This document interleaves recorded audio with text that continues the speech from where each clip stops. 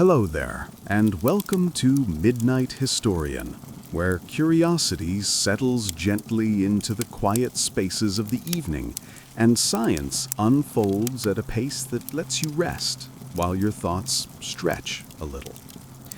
Tonight, we're drifting toward a place older than almost any story humans have ever told, a place where stone meets sky, where heat moves across the desert like a slow wave, and where one question has lingered for centuries, longer than most civilizations. What if the pyramids are only the surface of something much bigger? Not just larger in size, but larger in meaning, in design, in the silent past that still lies tucked beneath the sand. Before we wander any further, let me ask the simple question that always seems to ground us, even when the topic grows enormous. Where are you listening from tonight? And what time is it for you in this moment? I ask not just out of habit, but because it's strangely comforting to imagine all of us scattered across the world, each in our own late-night space, arriving here together through a pathway of ideas that stretches beyond geography. If you find this kind of slow exploration soothing or a good companion for winding down, I'd be grateful if you tapped the like button or subscribed so that this cozy corner of curiosity finds others who might need the same quiet company. You don't need to know anything about archaeology to enjoy where we're heading. You don't need to remember dates or dynasties or obscure terminology. All you need, really, is a bit of wonder. Because the pyramids have a way of inspiring that even in people who don't usually feel drawn to ancient history. They stand with such confidence that it's hard not to assume we understand them. There they are, sharp-angled and sunlit, familiar from textbooks and documentaries. But those are only the parts above ground, the parts tourists photograph, the parts that sit neatly against the blue of the sky. And tonight, we're going to let the mind wander downward, below the sunlight, below the limestone, below even the foundations. We're letting ourselves drift into the idea that these structures might be markers, not monuments, entrances, not endpoints, the visible half of something still hidden. When most people picture the pyramids, they see vast triangles rising out of the sand. Huge, yes, but still taking up only a small portion of the physical landscape. We often forget that these structures have been dug around, tunneled beneath, scanned and mapped for more than a century. And yet, even with modern technology, most of what lies under them remains uncertain. Cavities that appear on scans don't always line up with what excavators expect. Pathways that were predicted to be short turn out to run farther than they should. Rooms appear in places where rooms were never supposed to be. And every so often, someone releases new findings that make researchers pause, because the ground beneath Giza behaves in ways that aren't entirely consistent with natural geology or simple architectural planning. But we're not rushing there yet. There's something about approaching the pyramids slowly, as if they're not just buildings, but participants in a conversation that began thousands of years ago. The very act of imagining them at night, under a sky full of stars that humans have watched since long before the first block was ever quarried, puts you in a kind of quiet state. These structures have seen entire worlds rise and fall. Every language you know and every idea you've ever heard about them is modern compared to their age. And still they remain, sitting on bedrock that is older still. You can almost feel that weight, not overwhelming or heavy, but steady, like leaning against a wall that has been here so long it barely notices your presence. People often ask why the pyramids are so fascinating. Maybe it's because they look precise, almost impossibly so, for structures built with no modern machinery, or because they survived when so many monumental works of the ancient world didn't. But perhaps the deeper reason is that they hide things. Not deliberately in a dramatic way, but naturally, the way old structures do when they sink into the landscape over time. The sand builds up around them, the walls weather, the chambers settle. What we see is only the outline. What we don't see is everything else. And the unknown has a way of keeping our attention, especially at night, when the mind is calmer and more willing to linger on possibilities.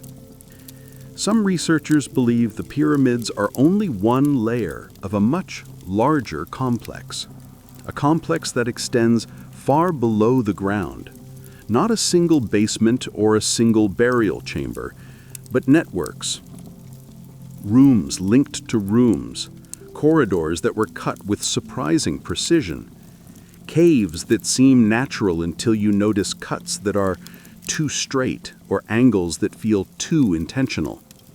There are older accounts from the 1800s of explorers describing entire underground halls, so vast that their torches barely illuminated the far walls.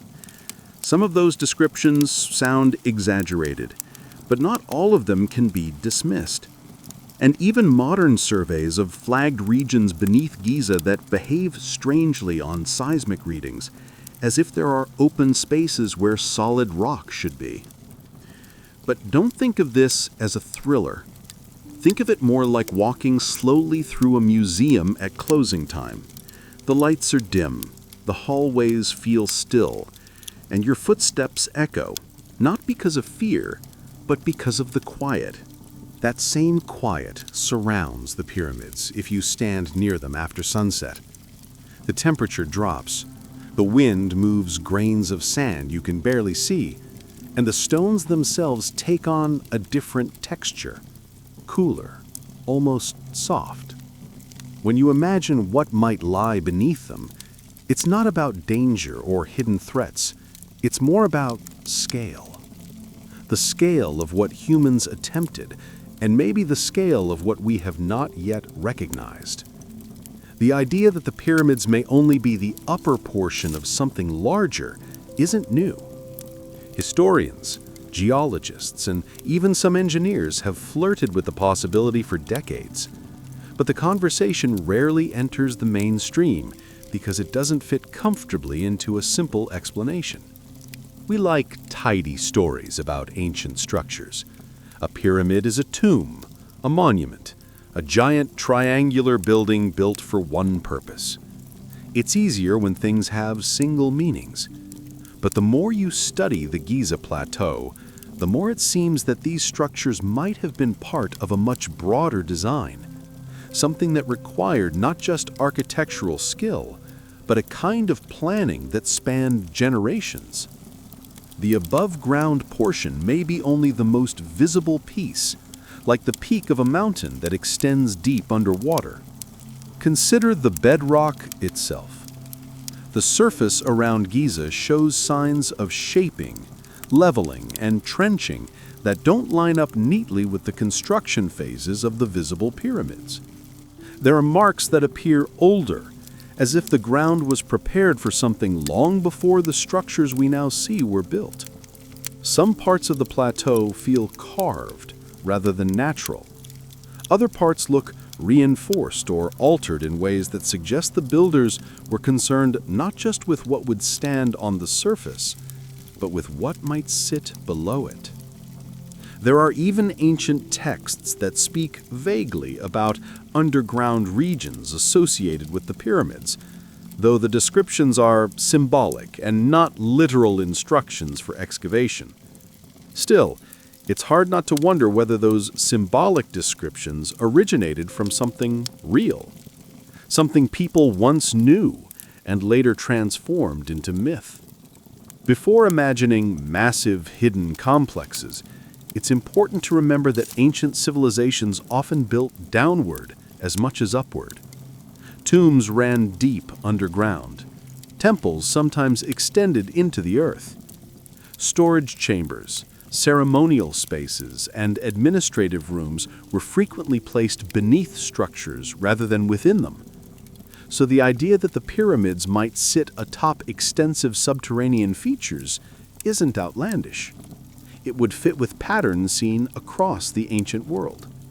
And when you apply modern scanning technologies to the area, anomalies appear. Not every anomaly means a chamber, but consistent anomalies appearing in aligned patterns beneath multiple structures, that raises questions. And questions are where the real exploration begins. Not with assumptions, not with dramatic scenarios, but with simple recognition that the surface rarely tells the full story. The pyramids themselves give us clues. Their size, their alignment, their internal passages, all incredibly deliberate. So deliberate that it's difficult to imagine the builders leaving the ground below them to chance. If you were planning something that would endure for thousands of years, something that had to survive earthquakes, erosion, and shifting sands, would you build only upward? Or would you anchor everything in a foundation that extended deep beneath the surface? Even now, when standing at the edge of the Great Pyramid, the sheer weight of it presses down into the bedrock with enormous force. The builders would have needed to understand that. They would have needed to prepare the ground in a way that distributed that weight, and the evidence shows that they did. The bedrock beneath is shaped, flattened, stepped, and reinforced. But some of the reinforcement patterns don't match what would be needed solely for stability. They look intentional in ways that imply access, not just support. Imagine for a moment walking along the desert floor near Giza. The ground looks empty, a scattering of stones, dust, and the occasional tool left from a modern excavation site. But beneath your feet, there could be rooms you've never heard of. Not in a sensational way, but in a practical, architectural way. Chambers that were cut for reasons we don't yet know. Hallways that lead to other spaces. Areas so deep that modern scans only hint at their presence. Cavities that weren't accidents or natural caves, but deliberate shapes carved into the bedrock long before we arrived to wonder about them. This doesn't imply secret societies or hidden technology from distant stars. It simply means the ancient world was often more layered than we assume. Builders worked with the earth as much as they worked above it. They used the landscape as part of the design, integrating stone, sand, and the natural features of the plateau. The pyramids were placed where they are for a reason, and the ground beneath them was shaped for a reason too. A reason that may be connected to a system we haven't fully mapped yet. Thinking about this doesn't need to be dramatic. You can picture it in a calm, steady way. A group of ancient planners standing on the plateau thousands of years ago, discussing where to carve channels, where to level surfaces, where to create spaces that would later be sealed or repurposed. They may have envisioned not just a structure, but a landscape, a place where stone architecture and natural geology blended into a single design. What we see today could be the upper skin of that design, the visible portion that has managed to withstand erosion and time. And here we are now, thousands of years later, still trying to understand what they understood, still trying to interpret signals left in the ground, still wondering whether the pyramids we see are the complete story, or simply the top layer of something that stretches beneath the desert in ways we haven't yet imagined. When you picture the desert surrounding the pyramids, you might imagine an empty expanse, a quiet open space where the air feels still and the horizon stretches without interruption. But the desert around Giza isn't simply a backdrop. It's part of the design, whether intentionally shaped by the builders or naturally cooperating with their plans. And once you begin noticing how the land frames those enormous structures, something curious happens. The pyramids start to feel even larger than their measurements suggest. Not in a dramatic or exaggerated way, but in a very subtle one, as if the environment itself amplifies their scale without you quite realizing how. It's an odd thing. When you stand close to the Great Pyramid, its size is undeniable. The blocks tower above you, each one so solid that you instinctively understand why they have endured for so long. But as you step back, the structure doesn't shrink the way distant buildings do. It holds its shape. It keeps its definition. The desert seems to cooperate, shaping the space in a way that prevents the eye from minimizing what it sees. You can be hundreds of meters away and it still feels immediate, still feels present. There are very few man-made structures in the world that behave like that. Some researchers think this effect has to do with how the pyramid's geometry interacts with the landscape. The desert around Giza isn't completely flat. It has gentle slopes, raised ridges, slight depressions, subtle curves.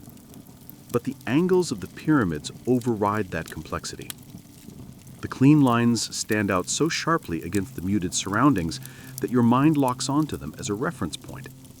And once that happens, everything else, the sand, the sky, the ridges, fades slightly into the background. The desert doesn't compete with the pyramids. It frames them. Even in photographs, this effect comes through. You can scroll through images taken from different angles, different lighting conditions, different distances, and the pyramids always seem to hold the same weight. They never appear small. They never feel like they've been swallowed by the landscape. The geometry is too assertive. Not loud, not showy, just steady. Those triangular planes meet at such precise angles that they carve themselves into your perception, even when your conscious attention is drifting. What makes this interesting is that ancient builders didn't just rely on the shape of the pyramids to create that impression. They shaped the terrain itself. Archaeologists have found carved ledges, leveled surfaces, and artificially flattened stretches of ground that extend far beyond the visible base of the pyramids. These areas aren't simply construction platforms. They appear intentionally arranged to create a stable visual plane around the structures. When you're close to them, the effect isn't obvious, but with distance, it becomes clearer. The land behaves like a pedestal, a wide, subtle platform that helps the pyramids dominate the environment even before you reach them. And then there's the matter of orientation. The pyramids align with astonishing precision to the cardinal directions. Perfectly north, perfectly east, perfectly south, perfectly west. This isn't just symbolic. The effect reinforces the geometry when you view the structures from different angles. No matter where you stand, the symmetry remains intact. It's almost impossible to find a viewpoint where the pyramids look off. You can approach from the east or the west, from the north or the south, and the balance holds. This is unusual for ancient structures, which often have design elements that work best from a particular vantage point. The pyramids work from all of them. The landscape bends to them, not the other way around. When you combine all these factors, geometry, orientation, the carved terrain, the surrounding slopes, you begin to understand why the pyramids feel larger than they measure. Your mind doesn't get visual cues that normally help you judge distance or relative size. The desert removes clutter. No trees, no buildings, no crowded skyline, nothing to frame the structures in a familiar way. The pyramids become the only strong vertical elements for miles, which tricks the brain into reading them as impossibly massive. It's the same phenomenon that makes mountains seem larger when they rise alone rather than as a part of a range. Isolation magnifies scale. People who visit often report that the pyramids look bigger the farther they move from them, which is the opposite of what should happen. The explanation lies partly in perception and partly in the geometry of lines meeting at precise angles. When you stand too close, the slope of the pyramid face makes it hard to see the full shape. But as you step back, the silhouette sharpens. There's a moment when the pyramid seems to grow as you retreat, because your brain finally gathers enough information to understand the full structure. Once you realize this, you can't unsee it. The desert is assisting the architecture, providing the space needed for the geometry to reveal itself. This behavior also hints at something deeper. If the visual and physical presence of the pyramids extends far beyond their immediate footprint, then the space they occupy in the landscape is much larger than what the stones alone define. Their influence spreads across the plateau, across the horizon, across the desert's quiet surface. And that influence may not just be visual. There are indications that the layout of the pyramids relates to geological features beneath the sand. Subtle ridges in the bedrock align with the placement of the structures. Ancient trenches cut into the plateau correspond to underground layers. It's as if the builders didn't just place the pyramids randomly on the surface. They selected locations where the earth beneath could support something much more expansive. Some studies have pointed out that the plateau's natural rock formations seem to form a kind of skeleton beneath the desert, a system of harder limestone ribs surrounded by softer layers. These ribs could have guided the placement of the pyramids, giving them a natural foundation that could carry immense weight.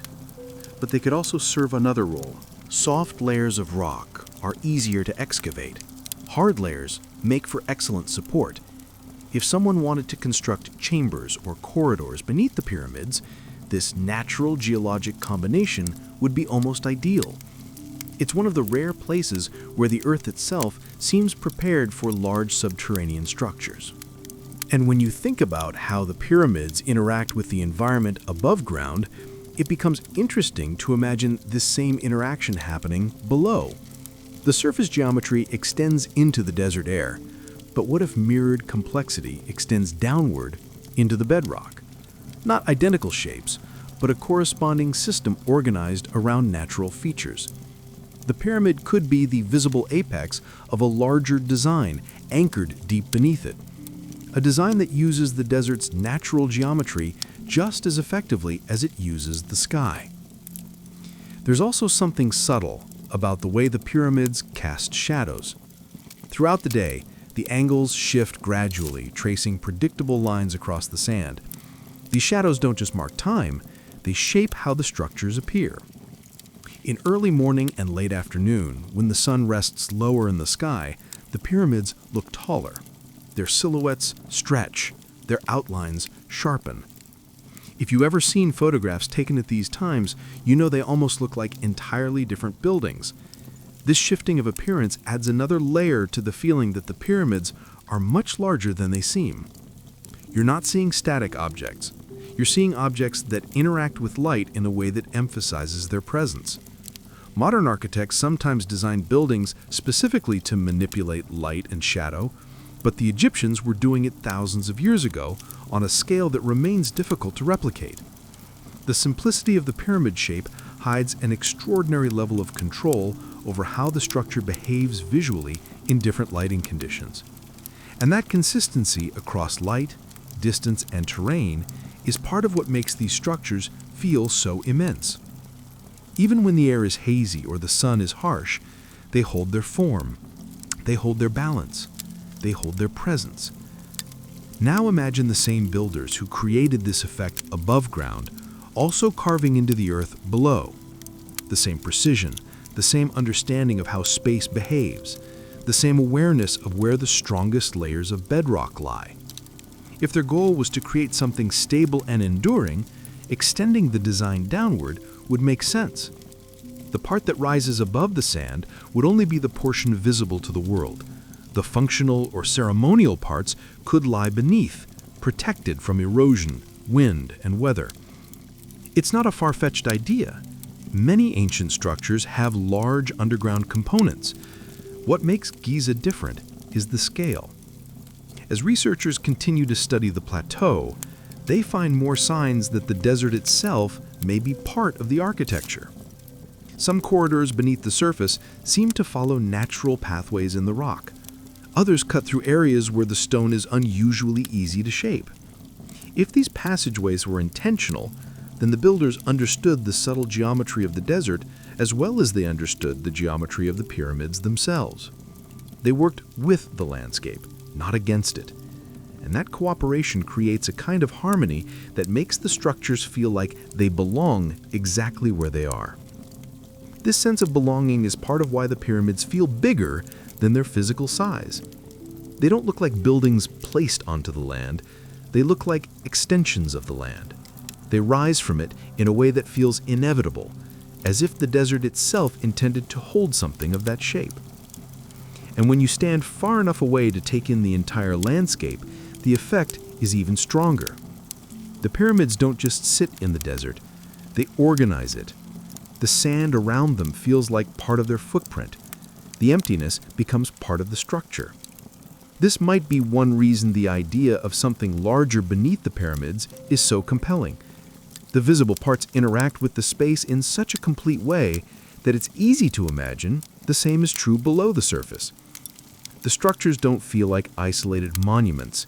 They feel like the tips of something that extends in every direction, upward into the air, outward across the desert, and possibly downward into the earth. People often think of the pyramids as giant stone triangles, but their impact is more like an invisible field stretching across the desert floor. A field created not by mysticism or speculation, but by geometry, engineering, landscape shaping, and the natural behavior of light.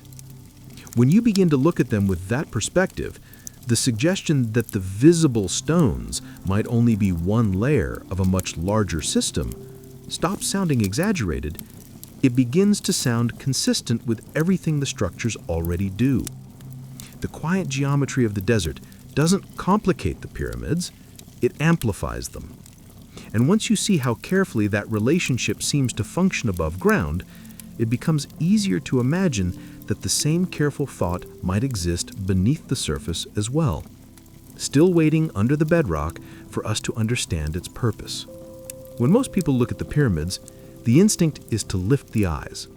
Everything about their structure pulls your attention upward toward the apex, toward the sky, toward the imagination of height. But the more time you spend thinking about these monuments, the more you realize that the direction we rarely consider might be the one that holds the most unanswered questions. Not above, but below. The ground beneath the pyramids has been supporting their weight for thousands of years. Yet for most of that time, it has remained largely out of sight and out of mind. And that makes it a kind of quiet frontier. A frontier that doesn't require speculation or dramatic theories, only a willingness to look where we usually don't. The first thing to understand about what lies beneath the pyramids is that the bedrock of the Giza Plateau is not simply a slab of stone waiting passively under the structures. It's a layered, uneven, geologically complex foundation. Some parts rise in natural ridges. Others descend into softer pockets that have been shaped by ancient water flows. The ground has texture, history, and patterns. And those patterns matter because ancient builders were extremely skilled at reading landscapes. They weren't guessing when they placed the pyramids on this specific plateau. They chose it because the ground had qualities well suited for long-term stability and for large-scale cutting. When you think of a foundation, you probably imagine something like the concrete base of a modern building, straightforward and uniform. But the base of the pyramids isn't like that. The builders carved steps into the natural rock, creating terraces that help distribute the enormous weight. Some portions of the pyramids sit directly on shaped bedrock instead of man-made blocks. This suggests that the ground was not just reinforcing the structure, but actively built into the design from the very beginning.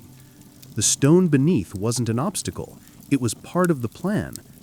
If you picture workers carving into the limestone thousands of years ago, you might imagine them creating simple, flat surfaces.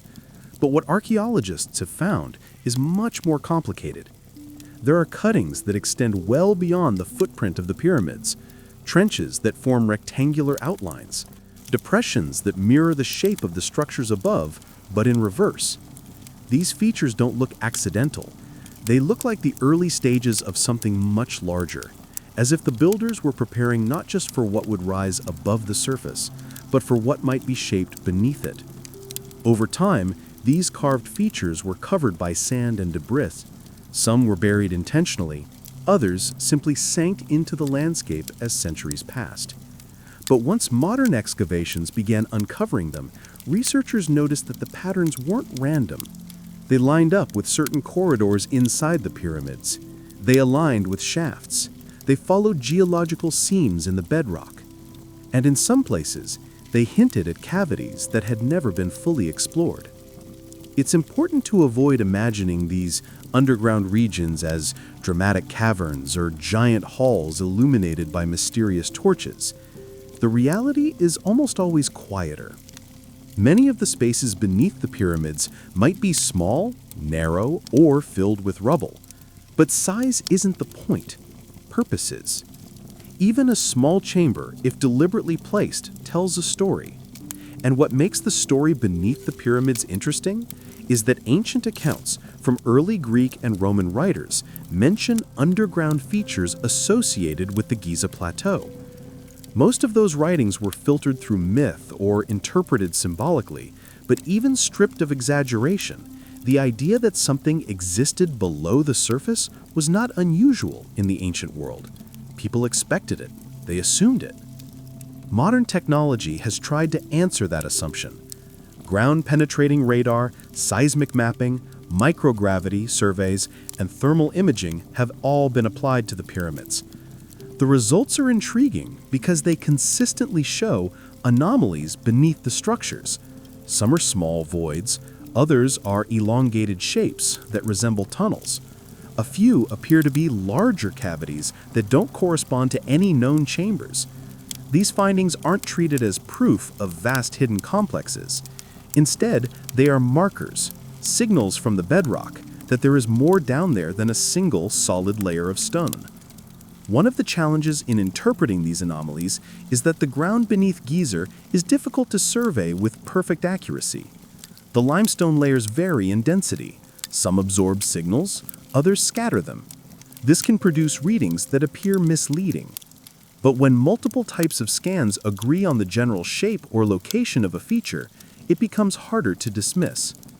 Over the years, surveys have repeatedly indicated that the plateau holds cavities of various sizes, some shallow, some deep, some near known structures, some far enough away that their purpose is unclear. Excavations beneath the plateau have revealed something else as well. There are tunnels whose walls seem too regular to be natural. There are shafts cut with straight lines that don't appear to have been created by erosion. There are small chambers whose entrances are now blocked, buried, or simply forgotten. A few of these features were documented by early explorers in the 19th century, long before modern archaeology took shape. Their journals described descending into underground spaces that seemed unexpectedly large or unexpectedly clean. Some of those accounts are likely exaggerated, but not all. And even the ones that seem embellished still point to something curious. Explorers consistently found access points beneath the plateau that we no longer use today. If the ground beneath Giza contains numerous cut spaces, it raises a question that hasn't been fully answered. Why were these underground spaces created in the first place? Some may have been storage rooms. Others might have been test cuts for quarrying. Some could have been related to burial practices or ritual functions we no longer understand. But there is also a possibility that they were part of the larger architectural plan, a plan that didn't view the pyramids as isolated objects, but as components of an entire system. Imagine for a moment standing at the base of the Great Pyramid and knowing that the ground beneath you is not just solid rock, but a layered network of carved surfaces and buried structures. Imagine that some of those features were created before the first stone of the pyramid was placed. Imagine that others were added later, part of an ongoing process that took generations to complete. This idea doesn't require speculation about lost civilizations or impossible technology. It only requires acknowledging that ancient Egyptians were sophisticated planners who often built in phases that spanned decades, sometimes centuries. The more you think about this, the more the idea of a multi-layered design becomes reasonable. The ancient builders would have needed access to the foundations during construction. They would have carved working chambers, storage areas, and pathways that connected various parts of the site. Once the upper structure was complete, many of these underground spaces might have been sealed, repurposed, or forgotten. Over thousands of years, sand, sediment, and shifting ground would have hidden them. What remains now is a mixture of visible elements and buried remnants that don't immediately line up with the neat, polished explanations we're used to hearing. In a way, the ground beneath the pyramids behaves like a forgotten archive. Not an archive of scrolls or artifacts necessarily, but an archive of architectural choices. Each cut in the bedrock carries information about how the builders approached the project. Each filled shaft marks a decision. Each buried chamber represents a moment in the original construction process that we no longer see because we only focus on what stands above. One particularly interesting feature beneath the plateau is a set of natural cavities that seem to have been expanded or reshaped. These cavities formed long before humans arrived. They are the result of ancient water activity from a time when the region was much wetter. Water can hollow out limestone in unpredictable ways, sometimes leaving behind rounded chambers or narrow channels. Some researchers think the builders may have used these natural cavities as starting points. Instead of digging entirely new spaces, they expanded, corrected, and reinforced what nature had already carved. This combination of natural and artificial shaping is common in ancient architecture. It represents efficiency and adaptation, not mystery. But when applied to a site as large and important as Giza, it hints at a more integrated relationship between the builders and the land. Another intriguing factor is the presence of vertical shafts beneath certain areas. Some of these are known, others appear only in older reports. Vertical shafts are often misunderstood by the public. People tend to imagine them as dramatic descents into hidden chambers, but most ancient shafts had practical uses. They provided ventilation during construction. They allowed workers to lower materials into enclosed spaces. They served as access points for adjustments and reinforcement. If the plateau contains multiple shafts like this, then it suggests an organized strategy for building and maintaining underground features. It's also worth noting that the depth of some of these shafts has never been fully measured, because many are blocked by debris. When early explorers attempted to descend them, they often stopped once they reached unstable sections. Modern teams are cautious about excavating too deeply because digging into ancient ground can destabilize surrounding structures. So it's possible that some of these shafts extend farther than we currently realize. And if they do, they could connect to lower chambers or corridors that haven't yet been documented. As you continue imagining the ground beneath the pyramids, you begin to visualize layers, not in a dramatic sense, but in a structural one. Layers of carved stone, layers of natural cavities, layers of sediment that have settled over centuries, layers of construction phases, layers of forgotten spaces. These layers form a kind of quiet complexity that mirrors the precision we see above ground, but in a more subdued way. When you stop looking upward and allow your attention to turn downward, the site becomes more three-dimensional. It's no longer a triangle rising from the sand. It becomes a deep structure that occupies vertical space both above and below the surface. And that vertical depth tells a story about intention. Builders who invest so much effort into shaping the ground are not doing so accidentally. They are preparing for something that requires precision, something that involves stability, something that might extend beyond what was intended to be visible. Standing on the plateau and imagining all of this doesn't feel overwhelming. It feels steady. The desert is quiet. The wind moves slowly. The stones have settled into their places after thousands of years of heat and cold. Beneath all of that, the bedrock remains. it holds its secrets without urgency. And when you picture those hidden spaces, they don't feel dramatic. They feel patient. They're part of the landscape now, interwoven with the natural layers of Earth. This is where the idea begins to shift, not toward speculation or fantasy, but toward a simple acknowledgement that the pyramids may be physically larger than the visible structures.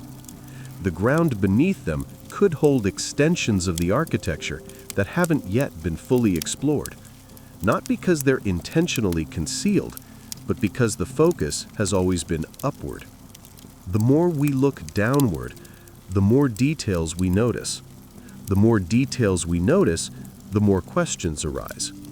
When you picture the people who built the pyramids, it's easy to imagine workers shaping blocks, hauling stones and setting them into place under the sun. But beneath that familiar image was an entire network of planners, designers, and engineers working long before the first block was ever lifted. The more we learn about ancient construction methods, the clearer it becomes that these structures were not the result of guesswork or brute force. They were built from plans, detailed plans, executed with a level of foresight that suggests a blueprint far more complex than the visible architecture hints at. And once you start thinking about the project from the perspective of engineers rather than stone carriers, the pyramids begin to look less like isolated monuments and more like components in a much larger design.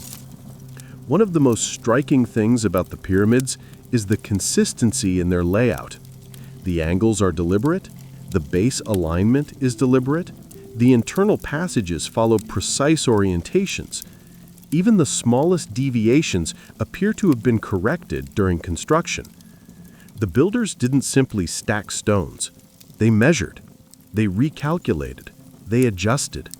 When you study the internal structure of the Great Pyramid, for example, it becomes clear that the builders changed their approach at least once partway through construction. They added chambers, modified passageways, and corrected the orientation of certain features. This isn't evidence of confusion. It's evidence of expertise, flexible planning, real-time engineering. The more you examine these decisions, the more it becomes apparent that the builders had an understanding of geometry that rivals modern methods, not in terms of equations written on paper, but in terms of practical application.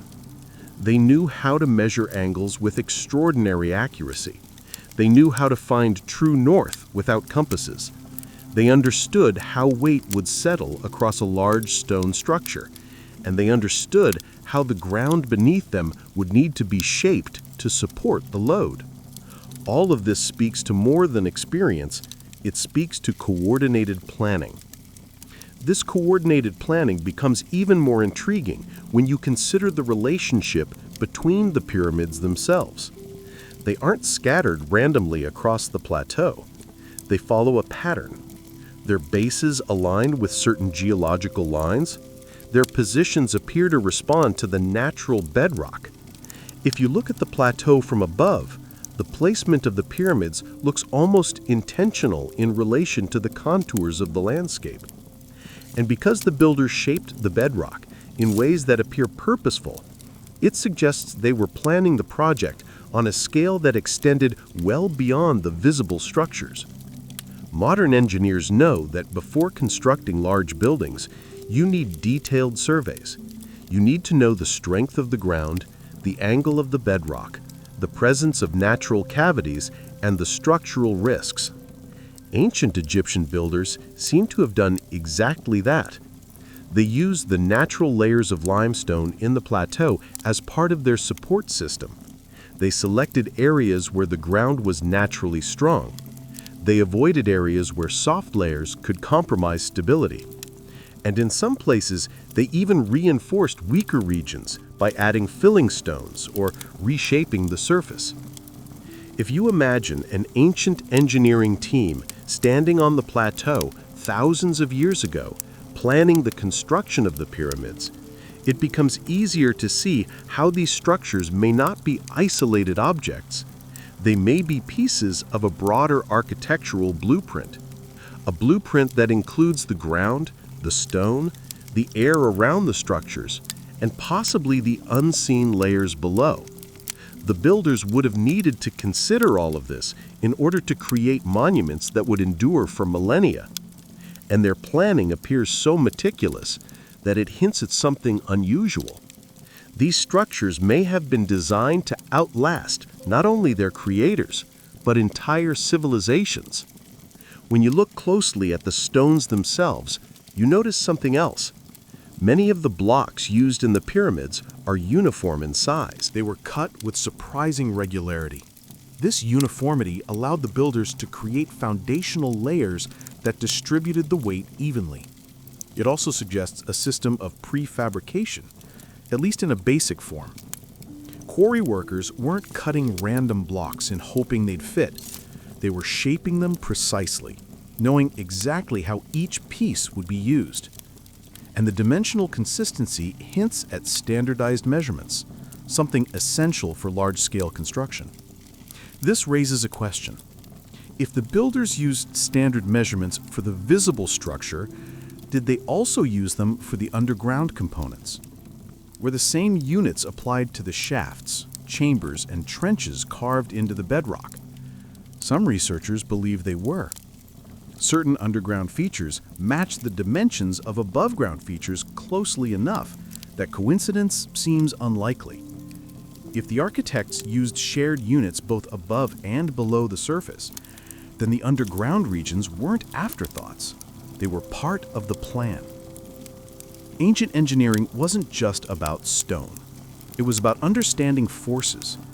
The builders of the pyramids had a remarkable grasp of how weight travels through solid material. The internal chambers of the Great Pyramid are protected by huge granite beams, positioned in layers that redirect the weight of millions of tons of limestone. If those beams had been placed incorrectly, even by a small amount, the chambers would have collapsed under the pressure long ago. That they remain intact today is evidence of extraordinary precision. This level of precision becomes even more noteworthy when you consider how little margin for error the builders had.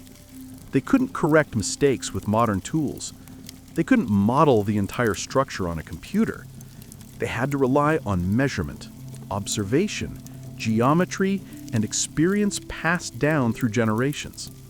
They had to understand the way stone behaves under stress, and they had to predict how the structure would change over decades, centuries, and millennia. This kind of long-term thinking is rare in ancient architecture. Most cultures built for the present. The Egyptians built for eternity. The planning didn't stop with the Great Pyramid. The Khafra and Menkaure pyramids show similar levels of precision and similar relationships between the structure and the ground. Their alignments match, their orientations match, their internal angles match. This consistency suggests shared planning principles, shared engineering methods, shared blueprints, not literal paper blueprints, but mental and practical frameworks that extended across generations of builders. These frameworks guided how structures were placed, how foundations were shaped, how underground spaces were carved. What's fascinating is that some of the underground features don't match the final structure in a direct way. They appear older, deeper, or different in form. This suggests that some parts of the underground system may predate the visible pyramids, or represent stages in construction that weren't completed. It's also possible that certain underground elements were meant to serve long-forgotten functions: water storage, resource control, construction, logistics, ceremony. We don't know, but we can say with confidence that the ground wasn't shaped randomly. It was shaped according to a plan, one we don't fully understand yet.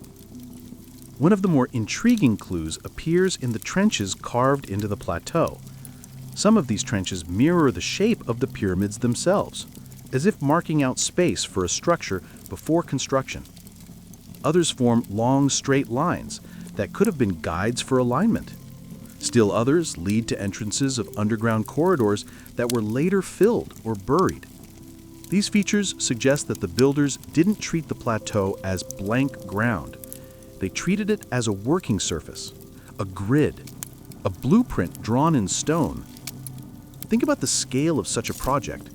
Hundreds of thousands of stones, workers coordinated across years, resources transported over long distances, all of it under the direction of planners who had to predict outcomes with remarkable accuracy. The blueprint for the pyramids wasn't just architectural, it was logistical, social, economic, cultural. It required a level of organization that suggests something larger than a single purpose. And when you view it from that angle, the idea of the pyramids being only the upper portion of a larger system begins to seem less like speculation and more like a natural extension of the engineering mindset. Another element worth considering is the relationship between the pyramids and the Nile. The river wasn't just a source of water, it was a transportation route. It allowed stone to be brought from quarries many kilometers away. But it also seems to have influenced the orientation of the site. The builders placed the pyramids in alignment with celestial directions, but they also positioned them relative to the river's course. The combination of land and sky markers suggests a dual system blueprint, one that ties the architecture to both the earth and the heavens. This duality is reflected in many ancient Egyptian concepts: above and below, seen and unseen, surface and depth.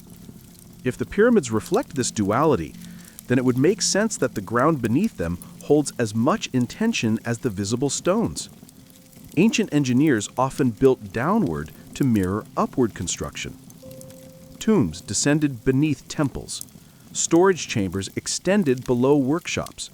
Trenches guided the flow of water and resources. The plateau may follow this pattern as well, with buried features reflecting the organization of the structures above. Early surveyors noted signs of large underground halls near the pyramids. They described smooth walls, square corners, and unexpectedly spacious areas.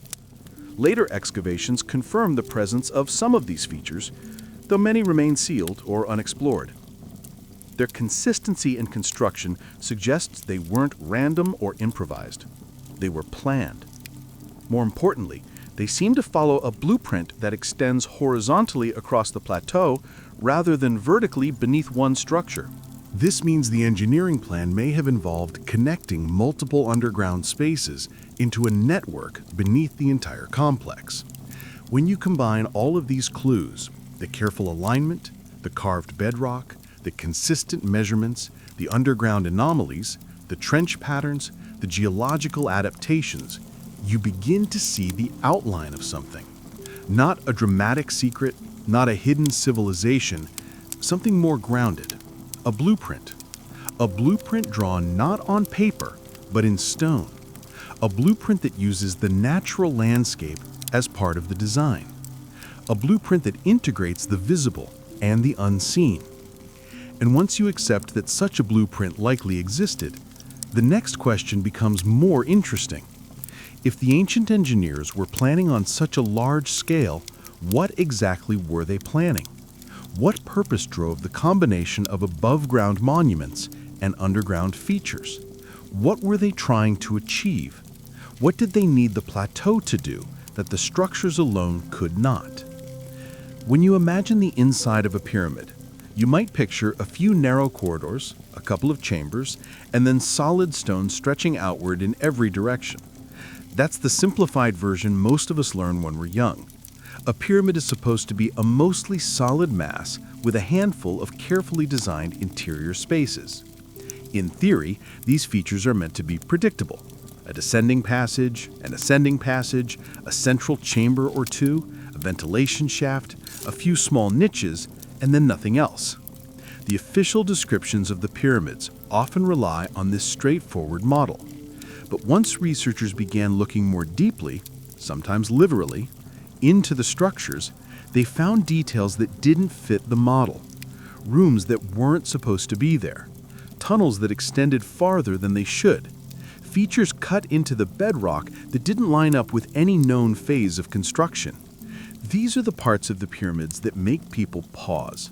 None of this means the structures are mysterious in a supernatural sense. It simply means they contain more complexity than the standard diagram suggests. Anyone who has worked on old buildings knows that blueprints don't always reflect reality. Renovations change things. Structural adjustments change things. The intentions of earlier builders can leave marks that later builders decide to cover up, repurpose, or abandon. What makes the pyramids interesting is that they were built on such a massive scale by multiple generations of workers over long spans of time. This leaves plenty of room for unexpected features, but some of these features feel too deliberate to be construction leftovers and too carefully shaped to be natural formations. They suggest an underlying intention that wasn't fully documented in the visible architecture. The first of these unexpected spaces appeared in early explorations of the Great Pyramid. When researchers descended into the lower chamber, they encountered a rough, unfinished room cut deep into the bedrock. The walls were not smooth the way finished chambers usually are. The ceiling was uneven. The floor had strange recesses and channels carved into it.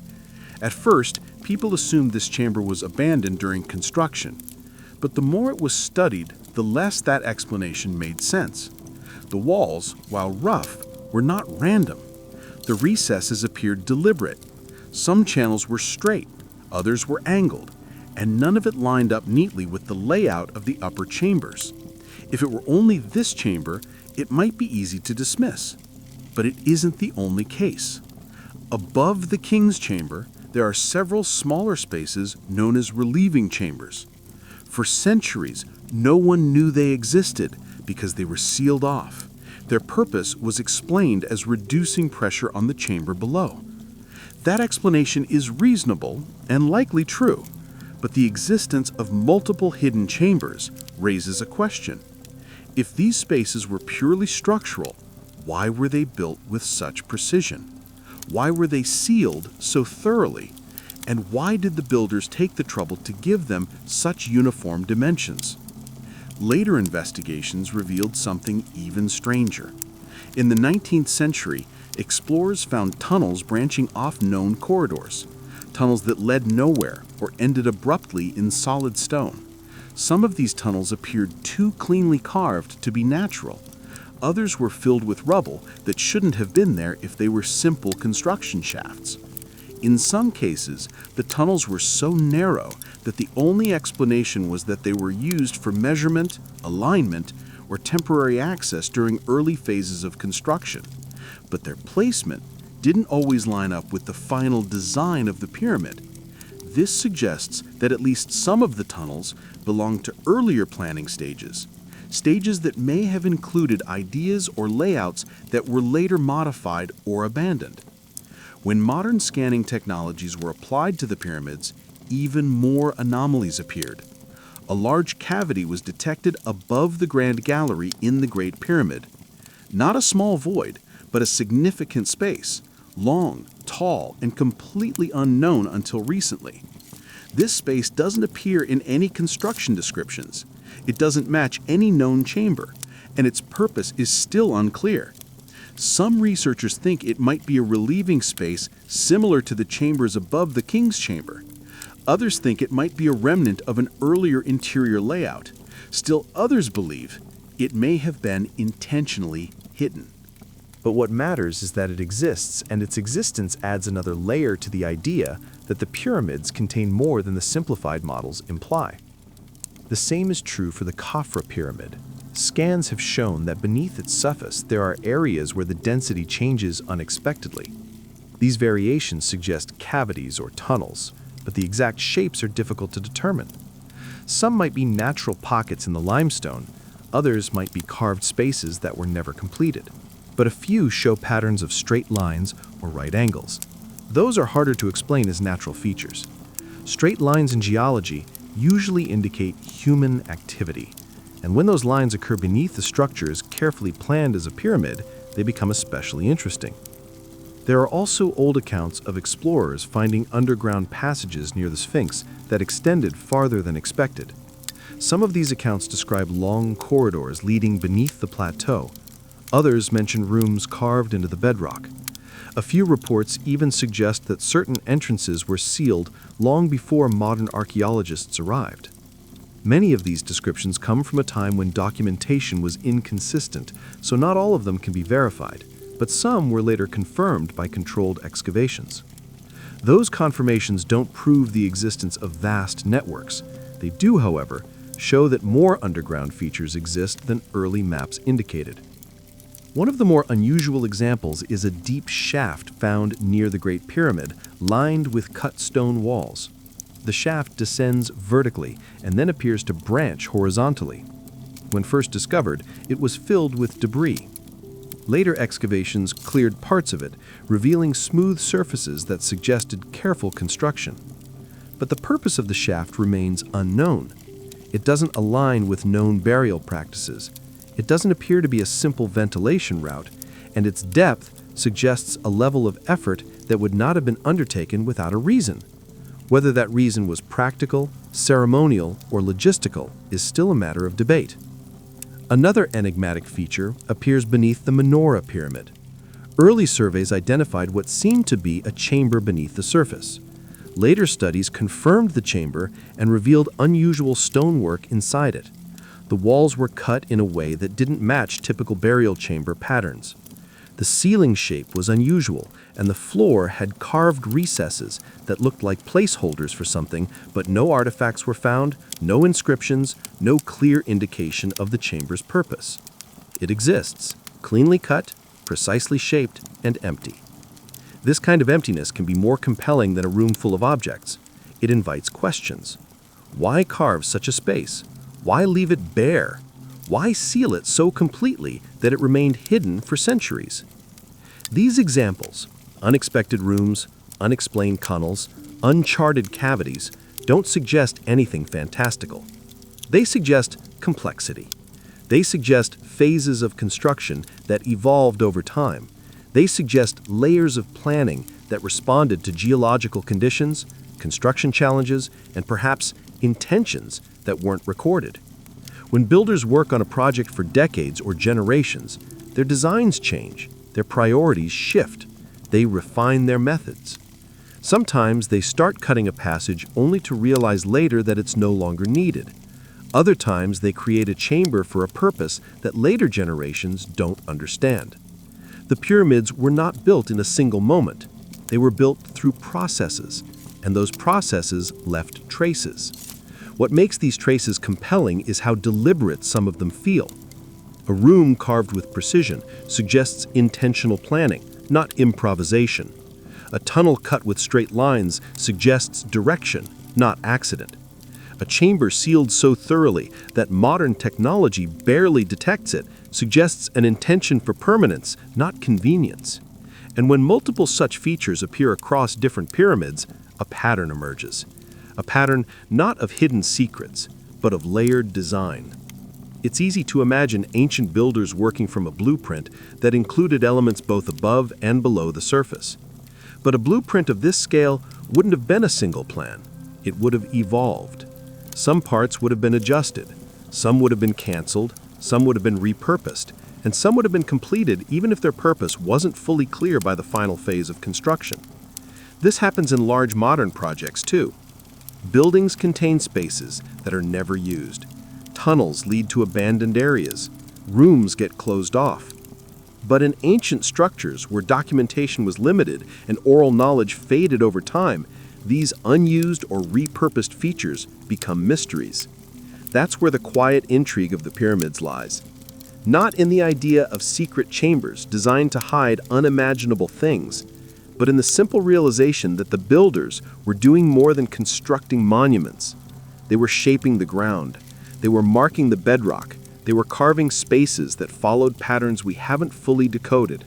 And those spaces, now hidden beneath thousands of years of dust and sand, tell a story of ambition that extended downward as much as upward.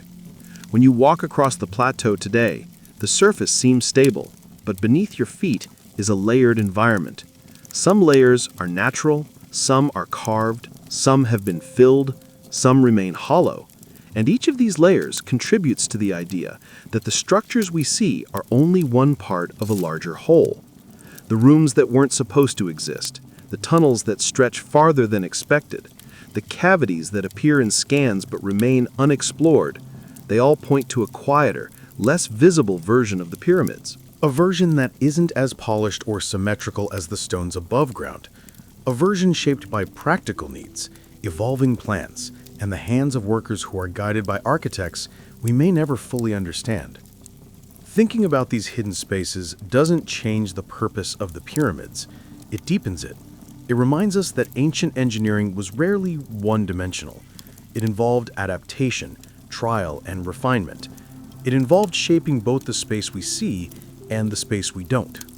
When people speak about the Giza Plateau, they almost always describe what rises above it, the outlines of the pyramids in the morning light, the long shadows they cast as the sun begins to set, the way the structures seem to press upward into the sky, as if competing silently with the horizon. But if you shift your attention downward and imagine what lies beneath the surface, the image becomes more layered. The plateau is not an empty shelf of limestone, waiting to support the weight of the pyramids. It is a deep, irregular structure full of pockets, ridges, faults, and in some places, open spaces. These open spaces have played a quiet role in shaping the theories, questions, and speculations that surround the site. Not because they imply something sensational, but because they remind us that the earth beneath Giza is far more complicated than a simple foundation. The geological story of the area begins long before humans arrived. Tens of millions of years ago, the region that is now desert was once underwater. Over time, layers of sediment built up. Some layers hardened into limestone that was strong and dense. Other layers formed softer pockets that could be eroded by ancient waterways. These natural processes left behind a landscape with subtle internal variation. In some places, the limestone is uniform. In others, it contains fissures or cavities formed by the movement of groundwater. When the land eventually rose and dried, these cavities remained. Most are small, some are larger, a few are interconnected. They form a kind of natural architecture beneath the plateau, one that existed long before the idea of a pyramid ever entered anyone's mind. If you were to walk across the plateau knowing this history, you might imagine the ground as a series of layers, some solid, some hollow, some smooth, some fractured. You wouldn't see any of this from the surface. The sand conceals it, the rock hides it. But the presence of natural cavities is undeniable. They are part of the geological profile of the region, and their existence raises a basic question. When ancient builders began shaping the plateau, how much of this natural structure did they encounter? How much did they use? How much did they reinforce or expand? Archaeologists have found evidence that some natural cavities were modified. Walls were smoothed, ceilings were trimmed, entrances were widened. In other cases, workers carved entirely new spaces in areas where the rock was soft enough to allow it. This combination of natural and artificial shaping is common in ancient construction. Builders gravitated toward places where the landscape offered assistance. If a natural cavity provided a starting point, they used it. If the bedrock was weak in a certain area, they avoided it. But when these choices are applied to a site as significant as Giza, their implications expand. Natural caves and chambers become part of the architectural picture, even if unintentionally. One of the most frequently mentioned features beneath the plateau is a large natural cavity located not far from the Great Pyramid. Early explorers wrote about entering a space that seemed unusually open compared to the surrounding terrain. The descriptions vary. Some accounts mention a chamber with a high ceiling, others describe branching passages. The accuracy of these early reports is difficult to confirm, but later surveys did identify voids in the area. Whether these voids match the ones described by explorers is unclear, but the presence of large underground spaces suggests that the plateau was not entirely solid when construction began. There are other cavities as well, smaller ones, scattered across the area. Some appear in seismic surveys, others in microgravity maps. Some have been explored, many haven't. The difficulty lies in accessing them without damaging the surface structures. Excavating beneath the pyramid is not something researchers take lightly. A single miscalculation could destabilize the foundation. Because of this, many cavities remain unexamined, preserved simply because accessing them would pose too great a risk. These unexplored spaces naturally attract attention. People wonder what lies inside. They wonder whether the cavities connect to the known chambers within the pyramids, and they wonder whether ancient builders use these spaces intentionally. And because the information is incomplete, theories begin to form. Some theories are modest, others stretch farther, but they all begin with the same basic question. If there are natural cavities beneath the plateau, what did the builders know about them? Ancient Egyptians were skilled at reading landscapes. They knew how to find stable ground. They understood how rock behaved under weight. It's reasonable to assume that they would have encountered some of these cavities during construction. They may have reinforced the rock around them. They may have filled some with stone. They may have connected others to their own carved spaces. And if they found a cavity that extended farther than expected, it might have influenced how they shaped the ground above. Builders planning structures of such size would not have left anything to chance. They would have assessed the terrain carefully, adjusting their designs as needed. As you imagine this process, it becomes easy to picture ancient workers entering natural cavities with torches, examining the rock, deciding what needed to be carved or filled. This image doesn't require invention. It follows from practical necessity. But in the centuries that followed, those cavities might have been forgotten. Sand could have filled the entrances. Shifts in the ground could have sealed the passages. Later generations would have lost access to them, leaving no written record of their existence. And because the pyramids themselves became the focus of cultural attention, the world above ground overshadowed the world below. This is where whispered theories begin, not because people are trying to imagine impossible things, but because they are trying to reconcile the geological reality with the archaeological one. The ground beneath Giza contains natural cavities. It contains carved spaces. It contains sealed chambers and unexplored voids. And when a site contains many features that cannot be fully mapped, curiosity grows naturally. Some theories suggest that ancient builders chose the plateau specifically because of its geology. The natural cavities could have been viewed as opportunities to create complex underground spaces without needing to carve everything from scratch. Others propose that the cavities were incorporated into ritual practices or symbolic concepts.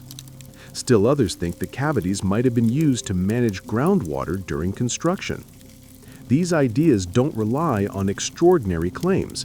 They rely on practical considerations. Builders often adapt natural features to serve their needs. There is another aspect to consider. The plateau has been used for thousands of years. Different periods introduced different modifications. Some chambers beneath the surface may belong to earlier settlements. Others may have been added long after the pyramids were built.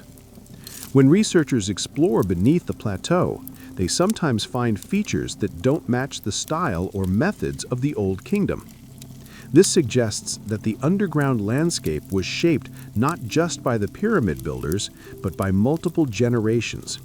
Each left traces that blend together, creating a layered history beneath the sand. This layered history encourages speculation, especially when features appear in locations that don't correspond neatly to known phases of construction.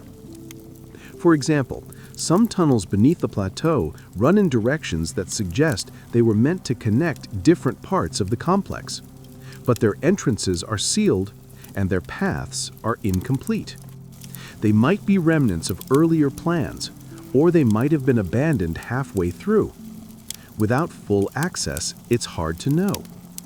Then there are theories that stretch beyond practicality.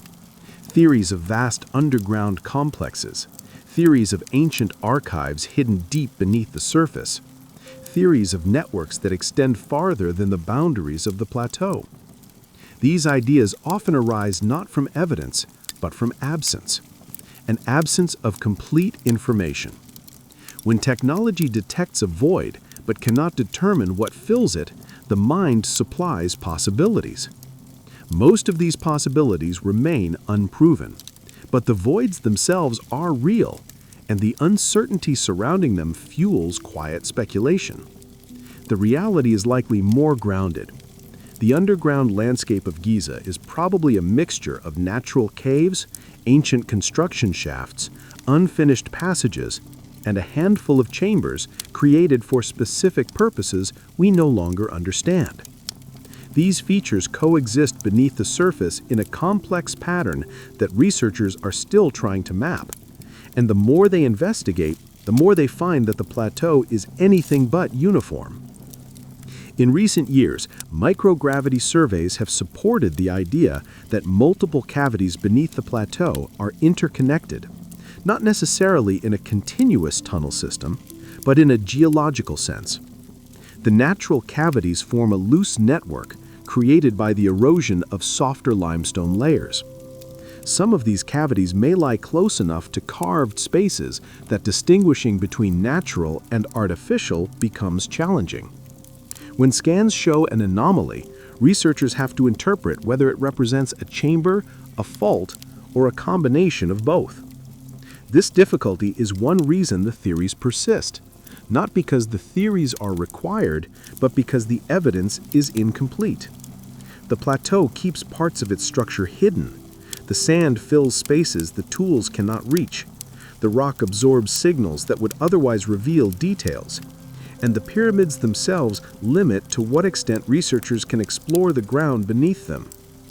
Imagine standing on the plateau at night. When the temperature drops and the wind moves softly across the sand, the ground beneath your feet feels solid, but somewhere below there may be empty spaces. Some known, some unknown, some ancient, some accidental.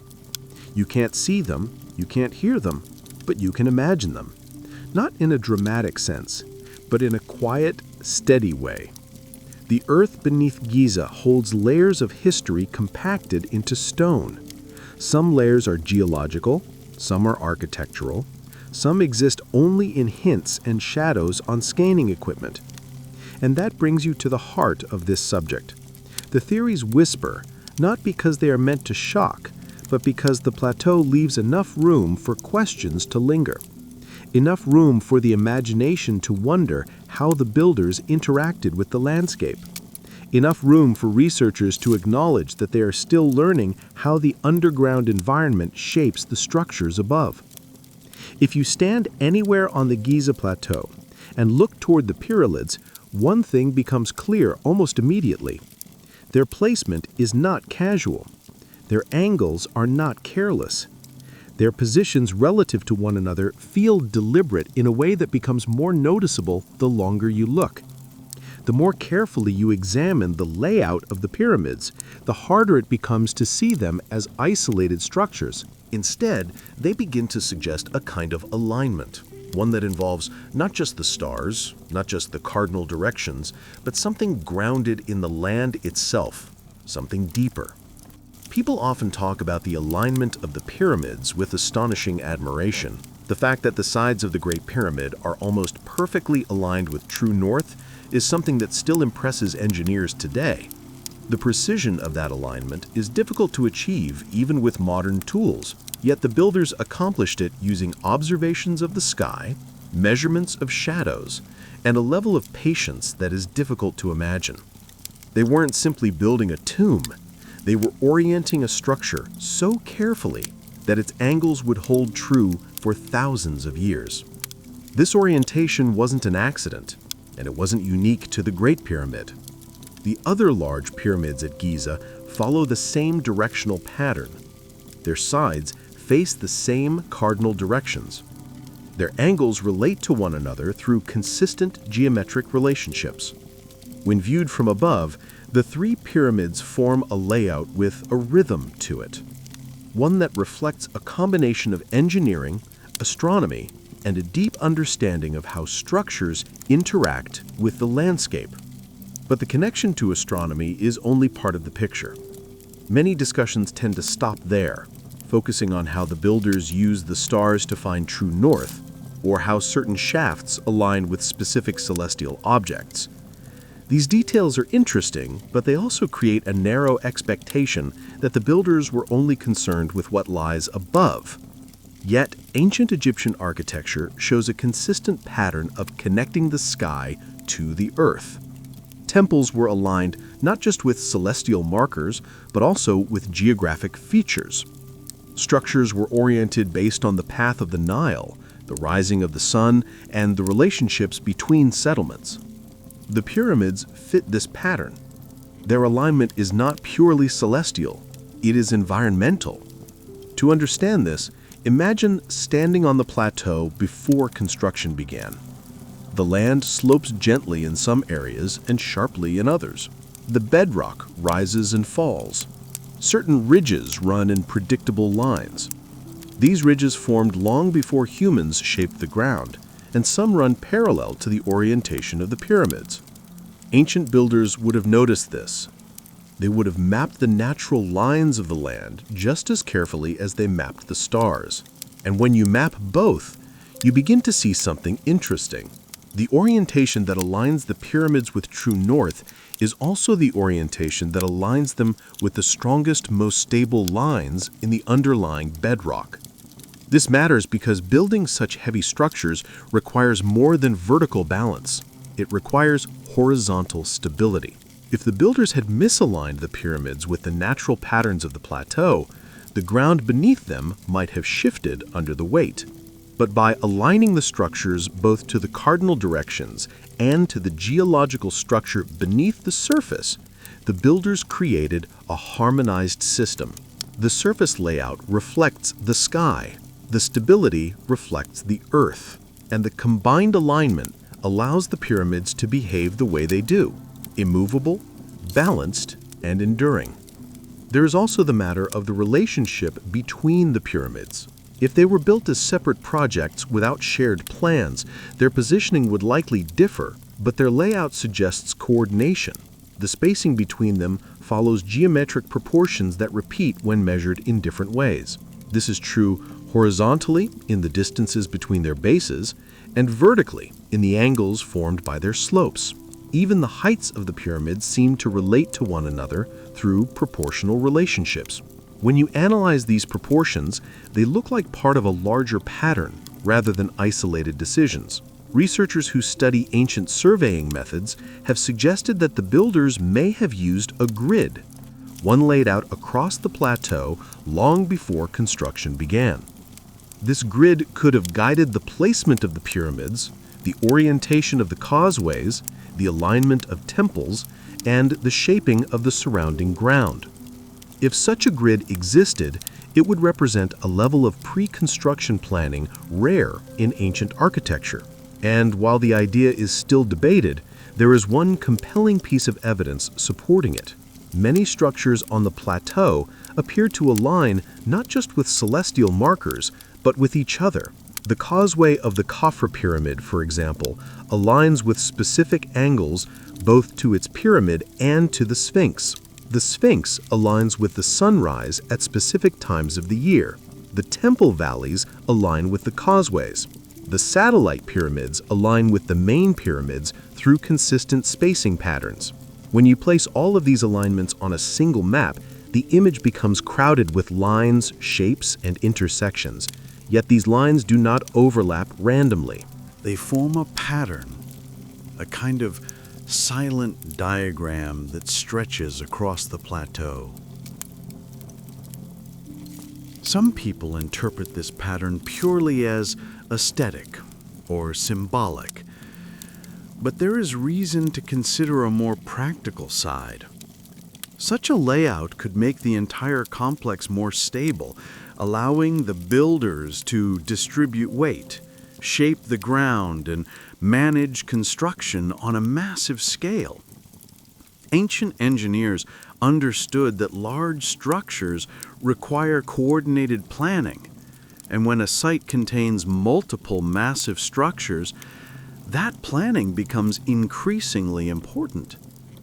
This brings us to a question that sits quietly at the base of most discussions about alignment. If the pyramids were aligned so carefully above ground, is it possible that the alignment continues below? Were underground features positioned to match the same geometric principles as the surface structures? It is difficult to say with certainty because much of the underground layout remains unexplored, but the features that have been mapped show surprising consistency. Tunnels beneath the plateau often run in straight lines. Chambers align with the centers of the pyramids. Shafts drop vertically at locations that relate to the structural grid of the upper levels. When scans reveal new voids, their positions sometimes fall along lines connected to known structures. Not perfectly, but closely enough to raise questions.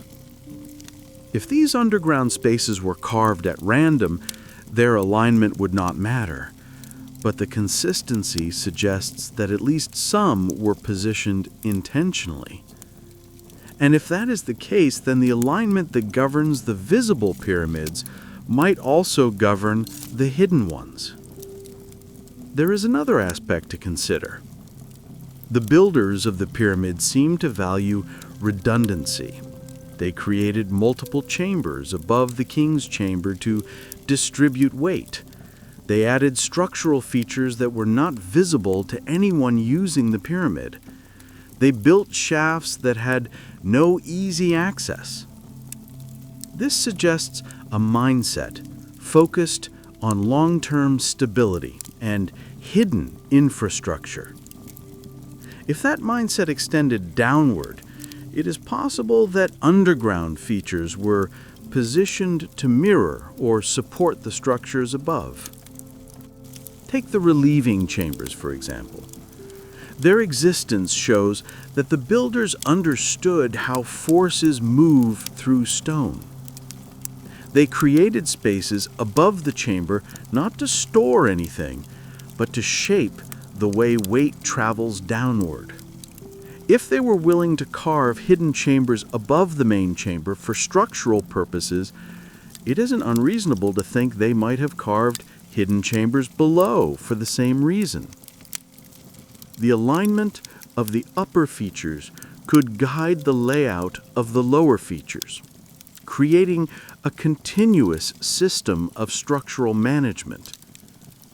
Some researchers have noticed that the known internal passages of the pyramids align almost exactly on a central axis that extends downward into the bedrock. This central axis could act as a kind of spine, supporting both the visible structure and any underground components. If such a spine exists, then the alignment of the pyramids becomes more than aesthetic or symbolic.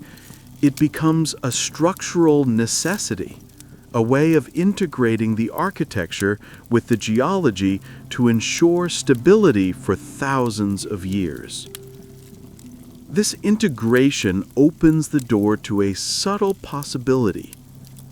If the builders were using alignment to stabilize the visible structures, they may have used alignment to stabilize underground spaces as well.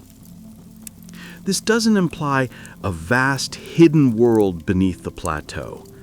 It implies continuity, a consistent engineering philosophy applied both above and below the ground, a philosophy that sees alignment as a tool for shaping the landscape in a way that suits the architectural goals.